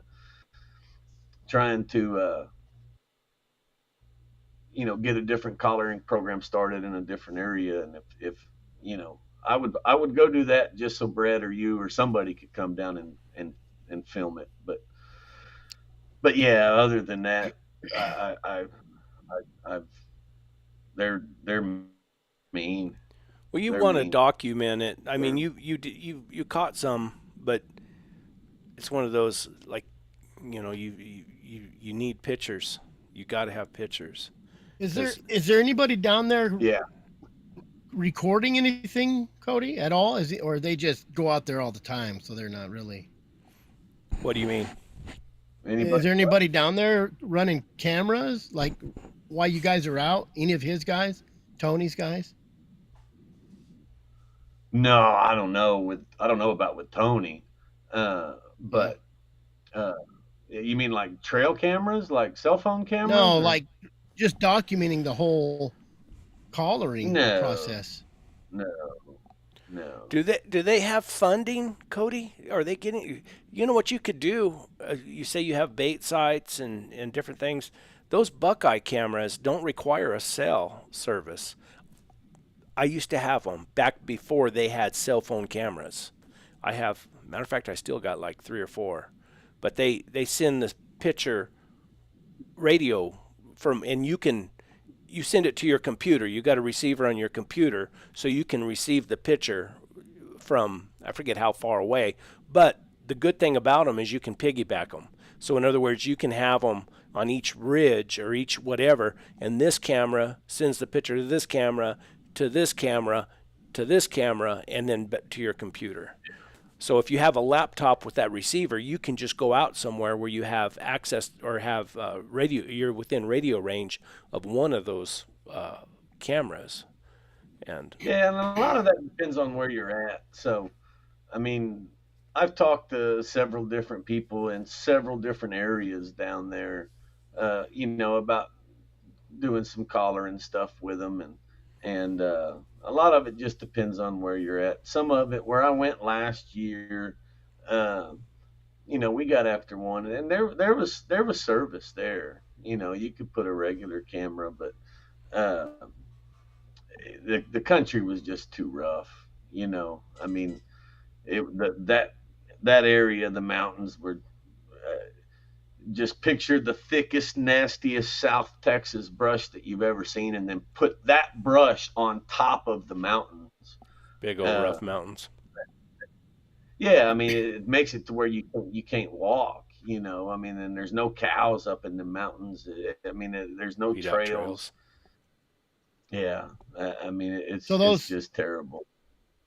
so those Jaguars, they stick in those mountains and that roughest stuff. Like, is that where they're staying most of the That time? that's where they go. Yeah, Mm. they you those guys.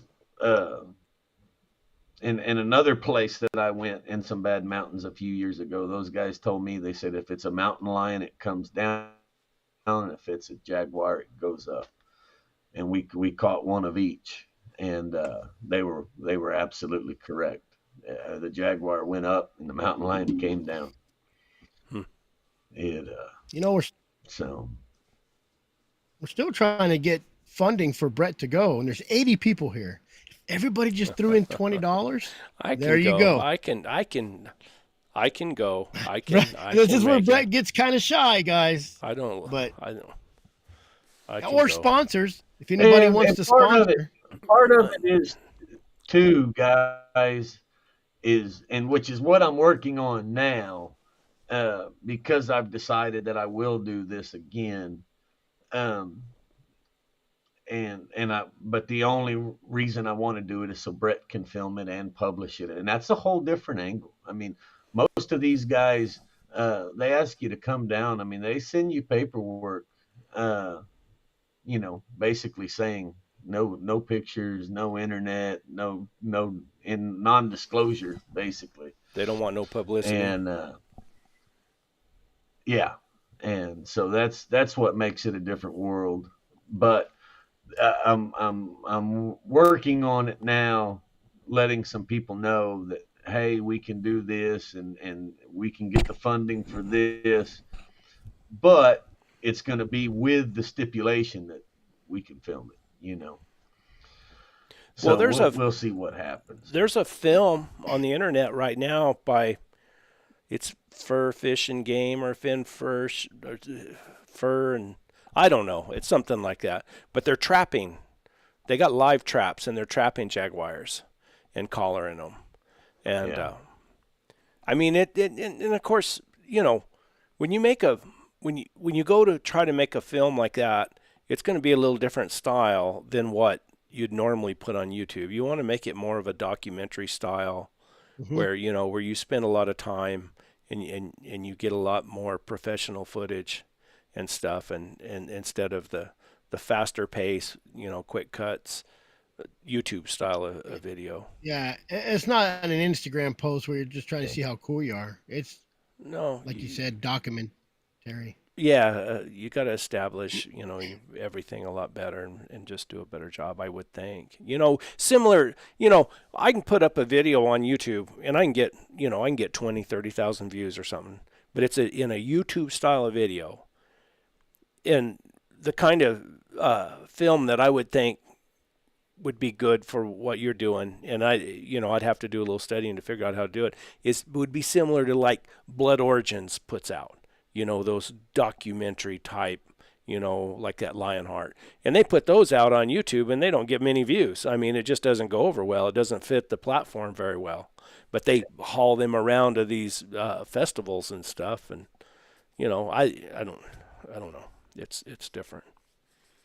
But, yeah. Yeah, and that's the thing, and it's kind of more about documenting it, just because there's not just a whole lot of people that have done it and can do it. Exactly. And, And you can you can make both kind of with the same footage. I mean, you get the good footage, and then you could edit it in such a way that part of it would be good for YouTube, and the other one, for more of a documentary. I can't ever even say that word. Yeah. You know, I get it though. You know, there's a lot of Karens on the internet, and it's the same thing they do with mountain lions and bobcats and lynx and bears now. And they don't care that you're trying to help them. You know, they don't care that you're trying to collar them and put a GPS. I mean, they don't want you to study them. They don't want you to do nothing. They just want you to leave them alone, you know? Yeah. And so no matter what video you make, you're going to piss off a certain percentage of the population, you know? Yeah. And with them big cats, it nothing good can come from it. Yeah. They don't care about the scientific data. They care about their feelings. Period. Yeah. Yeah. And it's so important to have that data on these cats, especially jaguars, that I just don't understand. You know, they collared a couple of them here in Arizona back in the day, and they learned a lot of stuff about them cats. A lot of stuff. Yeah. The population of them seems to be doing pretty good down there. I think they're getting to be a lot more of them. I think it's growing everywhere. Did they talk about poaching? Do they have a poaching problem down there with those cats? No, not really. The only problem they have is with locals poisoning their dead cows. The ranchers. You know, one thing that's kind of unique to those jaguars is they, unlike lions, they eat quite a bit of cattle, you know. And you know, some of them poor people down there, I mean, a jaguar come in and eat a cow a week. I mean, that's devastating. That's their life. Yeah. Devastating. Yeah. And they have a lot of problems where guys find a dead cow and pour poison all over the carcass and kill them, you know. And I'm sure they have no regulation. They probably have some dirty old strychnine from 1970s still down there. Yeah, you know, there's no telling what they what's have. their depredation on it as far as a nuisance cat? What do they do? Do they try to relocate it, or do they have to dispatch every once in a while? Yeah, I mean, I think they kill some. Yeah. I know the government will pay you for your cow to leave the jaguar alone, but I think they'll only do it so much. And but yeah, it's And you know, what's the population? Do you have those numbers at all? no, I don't have the slightest clue. I'd be curious on what the population is on jaguars down there. Do they keep any of that? Have they been kind of keeping track, or do you think Sure. they have a number? I'm sure they have I'm population. sure somebody has a number, and I bet the real number's 10 times more than what they claim it Exactly. is. If not more. Exactly. Yeah, that's where I was going next. Like, Yeah. you know, And I think the last thing you're going to get any of those people to do is admit that the population is on the rise. You know, Yeah. their livelihoods revolve around a declining population, and but there's just so much country down here. Those Sierra Madre mountains, man. They're just millions and millions of acres that don't even have a road through them. You Wow. know, nobody knows what's up in there. I mean, nobody knows. Is there any? It's Or do the cartels get in there? yeah. The cartels they're everywhere, I guess, but it but Were you yeah, you ever it's concerned about that where you were at, or you're in a pretty safe place? Yeah, most of the places you're going are pretty good. Getting there's kind of the hairy part, and but we didn't have no trouble. Well, you told me a story one time. Can you share that story again? Is that, or will you get in trouble? Which depends on which story it is. The one where you kind of had a little episode. Oh yeah, I mean I've had cartel. I mean I had them pull me out of the truck one night with machine guns and in my face, and it was pretty bad. It was pretty bad, and but it was my fault. I was driving down some roads at nighttime that I shouldn't have been driving down at nighttime, and I think I kind of scared them guys as much as they scared me. I was hauling ass down that road in a Army green Jeep Gladiator, and they kind of thought I was military or somebody going through there, and but yeah, I mean they had me on the side of the road for a couple hours. They searched my truck like you wouldn't believe. I mean, they searched those cartel guys searched my truck more than any American customs agent ever has. What were they looking I mean, for? I don't know. So, I mean, there was literally there was two guys on their backs underneath my truck for more than 30 minutes. So they And thought another cartel or something yeah, was getting in they their area. were convinced that I was maybe running drugs or money or something for someone else. I don't know. I wasn't scared. I was scared shitless for about 2 minutes. Uh, Once they didn't kill me in the first 2 minutes, I knew they weren't Then you're going okay. to. Yeah. And I mean, I had money in my truck, front seat, back seat, $20 bill here, $5 bill here, $20 in the glove box, $10 in the ashtray. And when they got done with me, that one of them guys walked over and said, "Go to your front seat and count all the cash in your seat." And they had put all my cash together, and I didn't know how much money was there. It was just random money thrown throughout my truck, maybe $60. And I said, "No, I trust you. It's okay." And he said, "No, you count your money." He goes, "I don't want anybody saying we took anything." They have some honor. And I, oh yeah, they didn't Robin want no shit, Hood.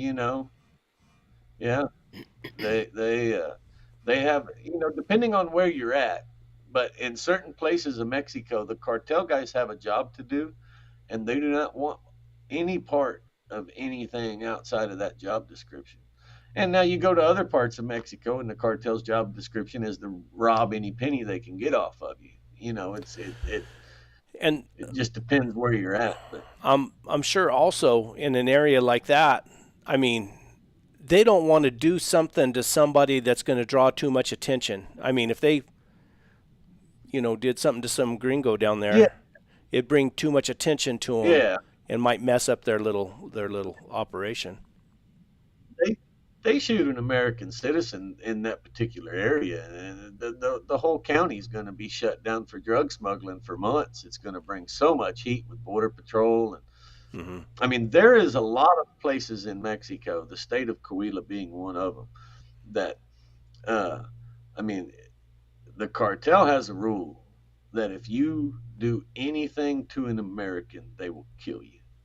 Really? I mean, if one of their cartel members was to rob me going down the road, and I told them, and they found out about it, if I called the police and they found out who did it, they would kill them. They They mess. don't want no heat coming No down heat. there on them. No heat at all. And that's why I tell You people know, all the time, everybody's scared of Mexico, scared of Mexico. There's places in Mexico where you're a hell of a lot safer than you are in Texas or New Mexico. And probably That's why I with the tell a lot of- cartel, probably more dangerous to be around the police in some areas. yeah. Yeah. No, it's Yep.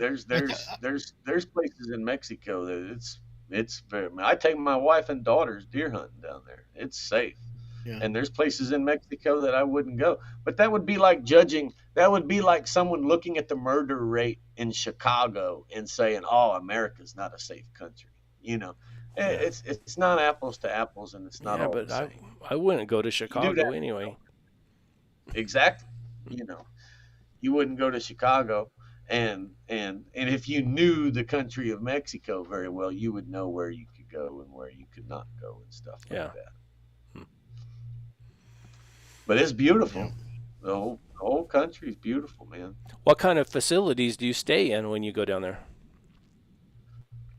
And usually stay on a ranch. Usually a ranch has an old ranch house somewhere. Sometimes I stay with them old cowboys. Sometimes I stay in my truck or camp there at the place we lease in Mexico. Uh, it's got a very nice camp. It don't have no power. We run everything off generators, but uh, just a little. It's like stepping back in time, I and bet that's there's why I some love it good down there so much. cowboys back there. Yeah, yeah. Good old fashioned, There's real deal cowboys. Yeah, I mean, there's I go down there and hunt on some of those ranches, and them cowboys leave on horses every morning, and sometimes they won't come back for 2 or 3 days. They'll I'll go be dang. check something on the other end of the ranch, or it it's pretty. Like I say, it's like going back in time. It's I've been very fortunate to have a lot of fun down there, I bet. and hunted a lot of deer and hunted my hounds, and been fortunate enough to do some work with universities and the government down there collaring some stuff, and That's cool. and it's So been pretty neat. when are we going to go north and document you catching a lynx? I don't know, so but I want to. So basically, in North America, pretty much there's bobcats, ocelots, jaguarundis, mountain lions, and jaguars, and lynx. And I've the pack of dogs that I have now has caught them all, except a lynx. And so I gotta find a place to go catch a lynx. I gotta do it. So I don't know where you have to go to catch a lynx, but I hope it's not cold. It's cold. It's gonna be cold. It's Yeah, I cold. hope it's not cold. I was invited to go years ago with some guys up there somewhere, and I can't remember their names right now.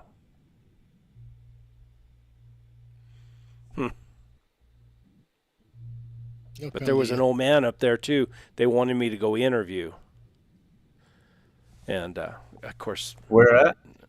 it was up in British Columbia or somewhere in Canada, but I can't. I mean, I can't remember this. There was an old man that lived out there who had hounds, and he was kind of like a Dale Lee type guy, and that's all he'd ever done is run his hounds up there. And gosh dang, they got some big old lions up there, and he ran lynx and lions and everything, and they said I could go. They went up there and hunted. They said I could go with them, and then interview this old man, but I couldn't go.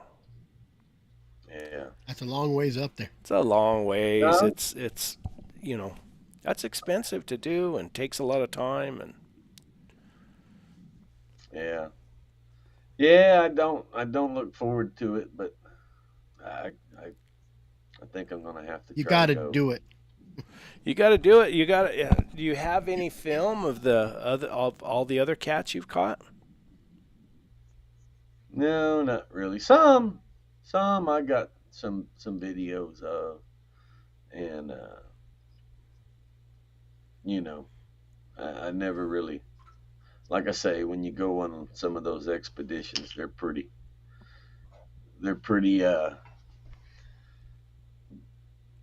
Careful pretty about what you intent on share. no pictures and stuff like that. But at some point in time, the statute of limitations, as far as if all right, what are you going to do? Not invite me no more. When I get to where I don't want to go back, I might let Brett put them up or something. It, uh, but yeah, as of now, if you were to put pictures up of those trips, those guys would just never, never invite you back again. Yeah. You know. Oh, Yep. the guy said hook up with Buddy from W. He goes up to. Is this sponsored? Are we sponsored by W, Chris? If we use this on their podcast, yes. I think it'd be a good one to use on their podcast. Yes. So yeah, this one will So probably go on W Hunting. this video is sponsored by W Hunting Supply, where you get all your hound hunting needs. Talk to Jason, and he will fix you right up. Well, tell them Brett sent you. Jason just sent me 19 new TT25 collars. So With the extended batteries, with the extended batteries, yeah, I just got them in the mail. cool. 19? Yeah, 19. I only got Just 10, need one and I more lost dog, Brett. He had to go one. take out a second mortgage on his house. One more dog, you'd had 20. Yeah. I only have 10, and I lost my 300i this weekend. I kicked it out of my truck at a gas station. Yeah, that's Brand too new. bad. Brand new. I got a 300i too. Well, my buddy stopped But they had by and said, "Hey, what's that?" They had a $200 rebate for your old collars, though. So Yeah. that was more than half the cost. Yeah. Trade in. Look at who is in That's the how you gotta- comment section. He's a sorry puke. Oh, look at him. Look at this Who? sorry puke. We're going to put him He in the same talks- category as Brent Reeves, where he just stands us up. He talks so much shit, they're making him dig a septic tank. Yeah.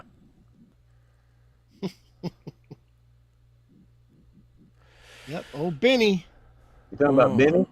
Yeah, Benny, he's hiding in Arizona somewhere. He's hiding Yep. from the law, like always. Undisclosed location he's- as usual. He says a gringo that speaks Spanish can get along in Mexico. So Ándale pues. well, guys, I'm fixing to head home. I appreciate y'all having Bob on, letting him get the word out a little bit. Hopefully he can get some. Hopefully us as the houndsman community can provide him with enough data and testing stuff that he needs to solve this problem before it gets worse than it already is. So Yeah. Well, thank you, Cody, for setting it up. You're the one who set this deal up, so thanks a lot. And coming on telling us some stories. Yeah. I always like to Yeah. hear good Jaguar story. y'all got to hear the end of a bobcat race from this weekend too. So that Yep. was pretty cool. Yep. We're good to go. Yeah. Hashtag Appreciate it. or shout out or whatever y'all call it to Dace Atkinson. He was the other Dace. guy in that video. He was the one that said the cat was right there. Yeah.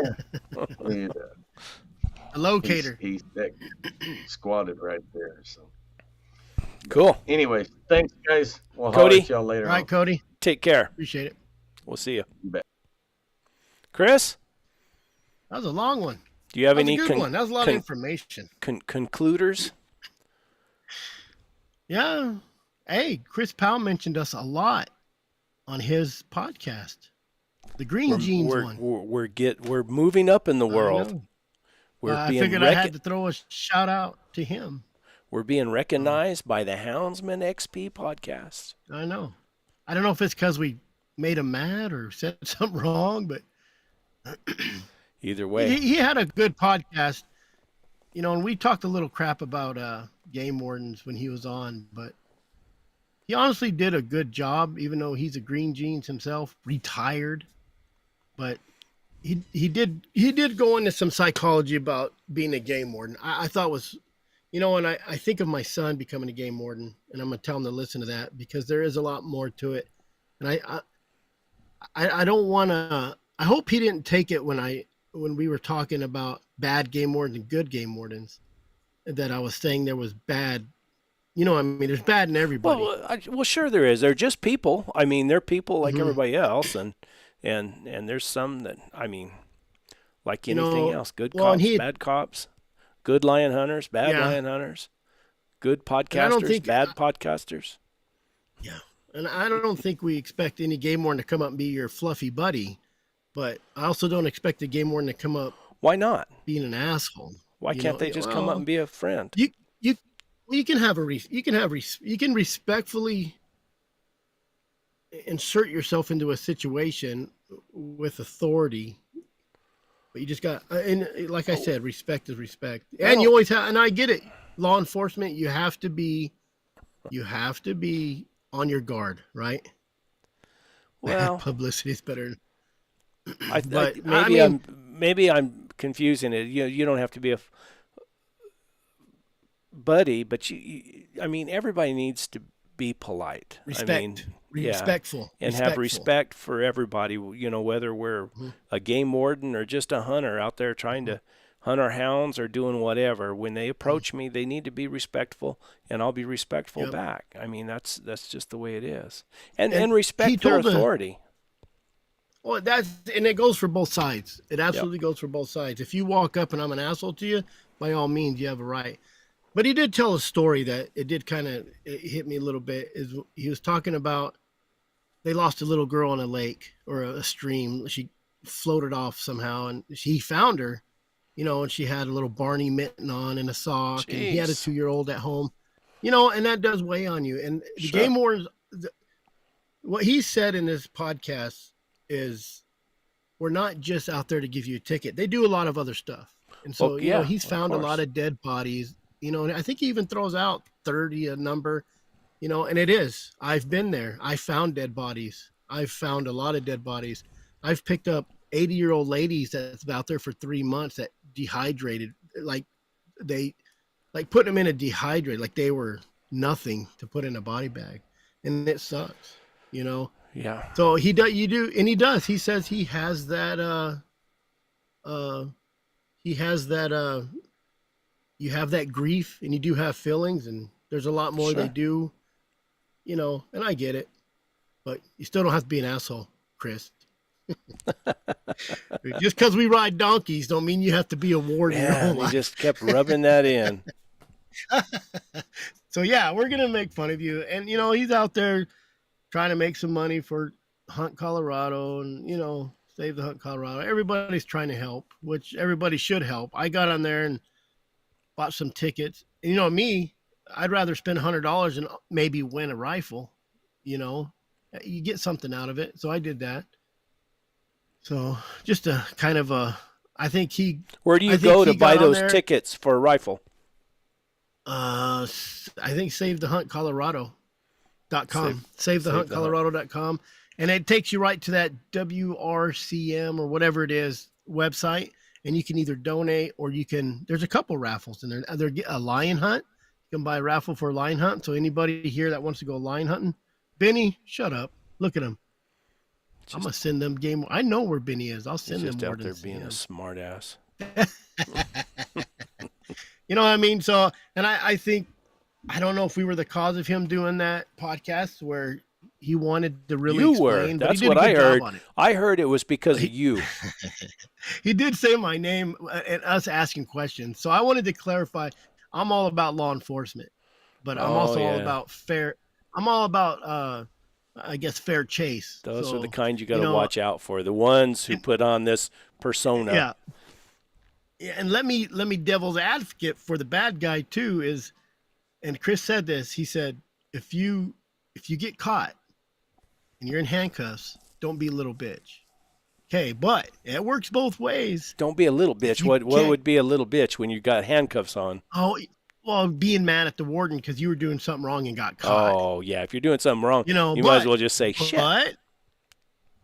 But if you can't catch them, it goes same for the warden. Don't be a little bitch. You know what I mean? And he did. He got on there and said there was people he knew doing bad stuff, and he just couldn't catch them. Justin Marks on the yeah. Hunting with That's your job, Benny. Get him on here. There you go, Benny. Hook us up. Give me his number, and I'll call him. Spear out and stomp him. Yeah, I can say what I want, Benny, without his spear. But he did a good job with the game warden thing. I really think he did.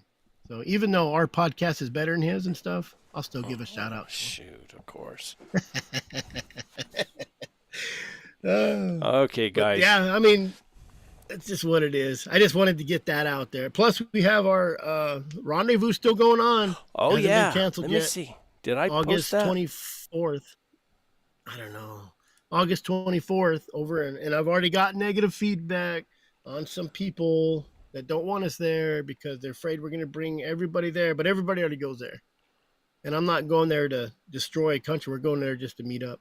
So, but I did get a lot of positive kickback too. So we're having it regardless if anybody wants us there. Just come on over. It's not nothing. We're not trying to take over anybody's area. There it is. So,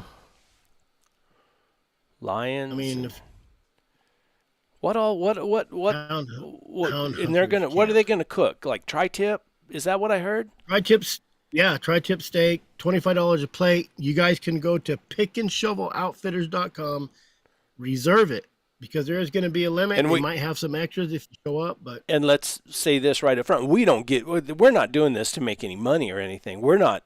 No, I mean that's just the people who are putting this on. It's Casey. They offered it. Fair. They offered it. And that's what they offer. That's what they charge for cooking. So we're just going just like everybody else is. We're not trying to make any money or nothing off this. No, we're not going to make no money. We want to meet everybody. We're just there to sign people's babies. We got a Sharpie. We'll sign babies, boobies, and dog collars. How's that? All right. But what else we got? That's it. Anything. I don't know what I'm doing Wednesday. Oh, yeah. Go over to Chris's. I don't know what I'm doing Wednesday. When I was out on the road, it was pretty cool because I could jump in and stay because I didn't have any other things. That was neat. Yep. So maybe I'll try again. You didn't have to have pants on. You didn't have to have pants on out there. I didn't have any pants on. I don't have pants on right now. What do you mean? Thanks for showing up late, Missy. That was very disappointing. She's always first one on. Hurt my feelings. Yeah, no kidding. What else? That's all we got. We don't got nothing else going. We were invited back to Douglas. Yep. Do that rodeo again next year. Benny lined us up. They liked Benny so well, they invited all of us back to earn your spurs. Mm-hmm. They want us to be a regular, what would you call us? What are we? A regular sideshow there. You was a goat roper. Man, I fell on my ass. I think that's why they want us back, for entertainment. Yeah, no kidding. All righty. Here you go, guys. I'll show it one more time. See if it'll come up. Look how fast that horse is. Whoa! Oh, and he was done. They had to get the ambulance. They had to get the ambulance to come get me after that. Yep. And then that little, what was she? How old was that girl? 10 years, 8 years old. She come up to me all disgusted. Yeah. You missed. You fell down. Wouldn't even let you pay her way. All right, guys. All right. Appreciate it. You guys have a good night. Thanks, Chris. And don't forget, Chris has got you. Who do you got on your Wednesday night? I don't know. I have Ed Barnes was busy. We was going to do a whole Ben Lilly thing.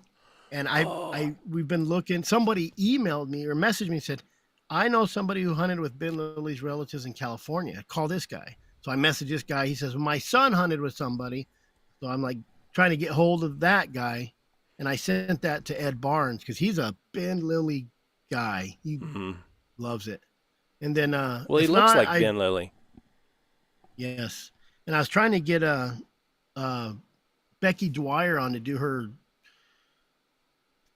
neuro tickle the feet. I call it dog tickling of the feet. I got a litter of pups now that my grandson's been doing that to him every day. Been doing that. I told him, look it up, the Super Dog program. So he's been doing that Super Dog program. Yeah. So, and those pups are available.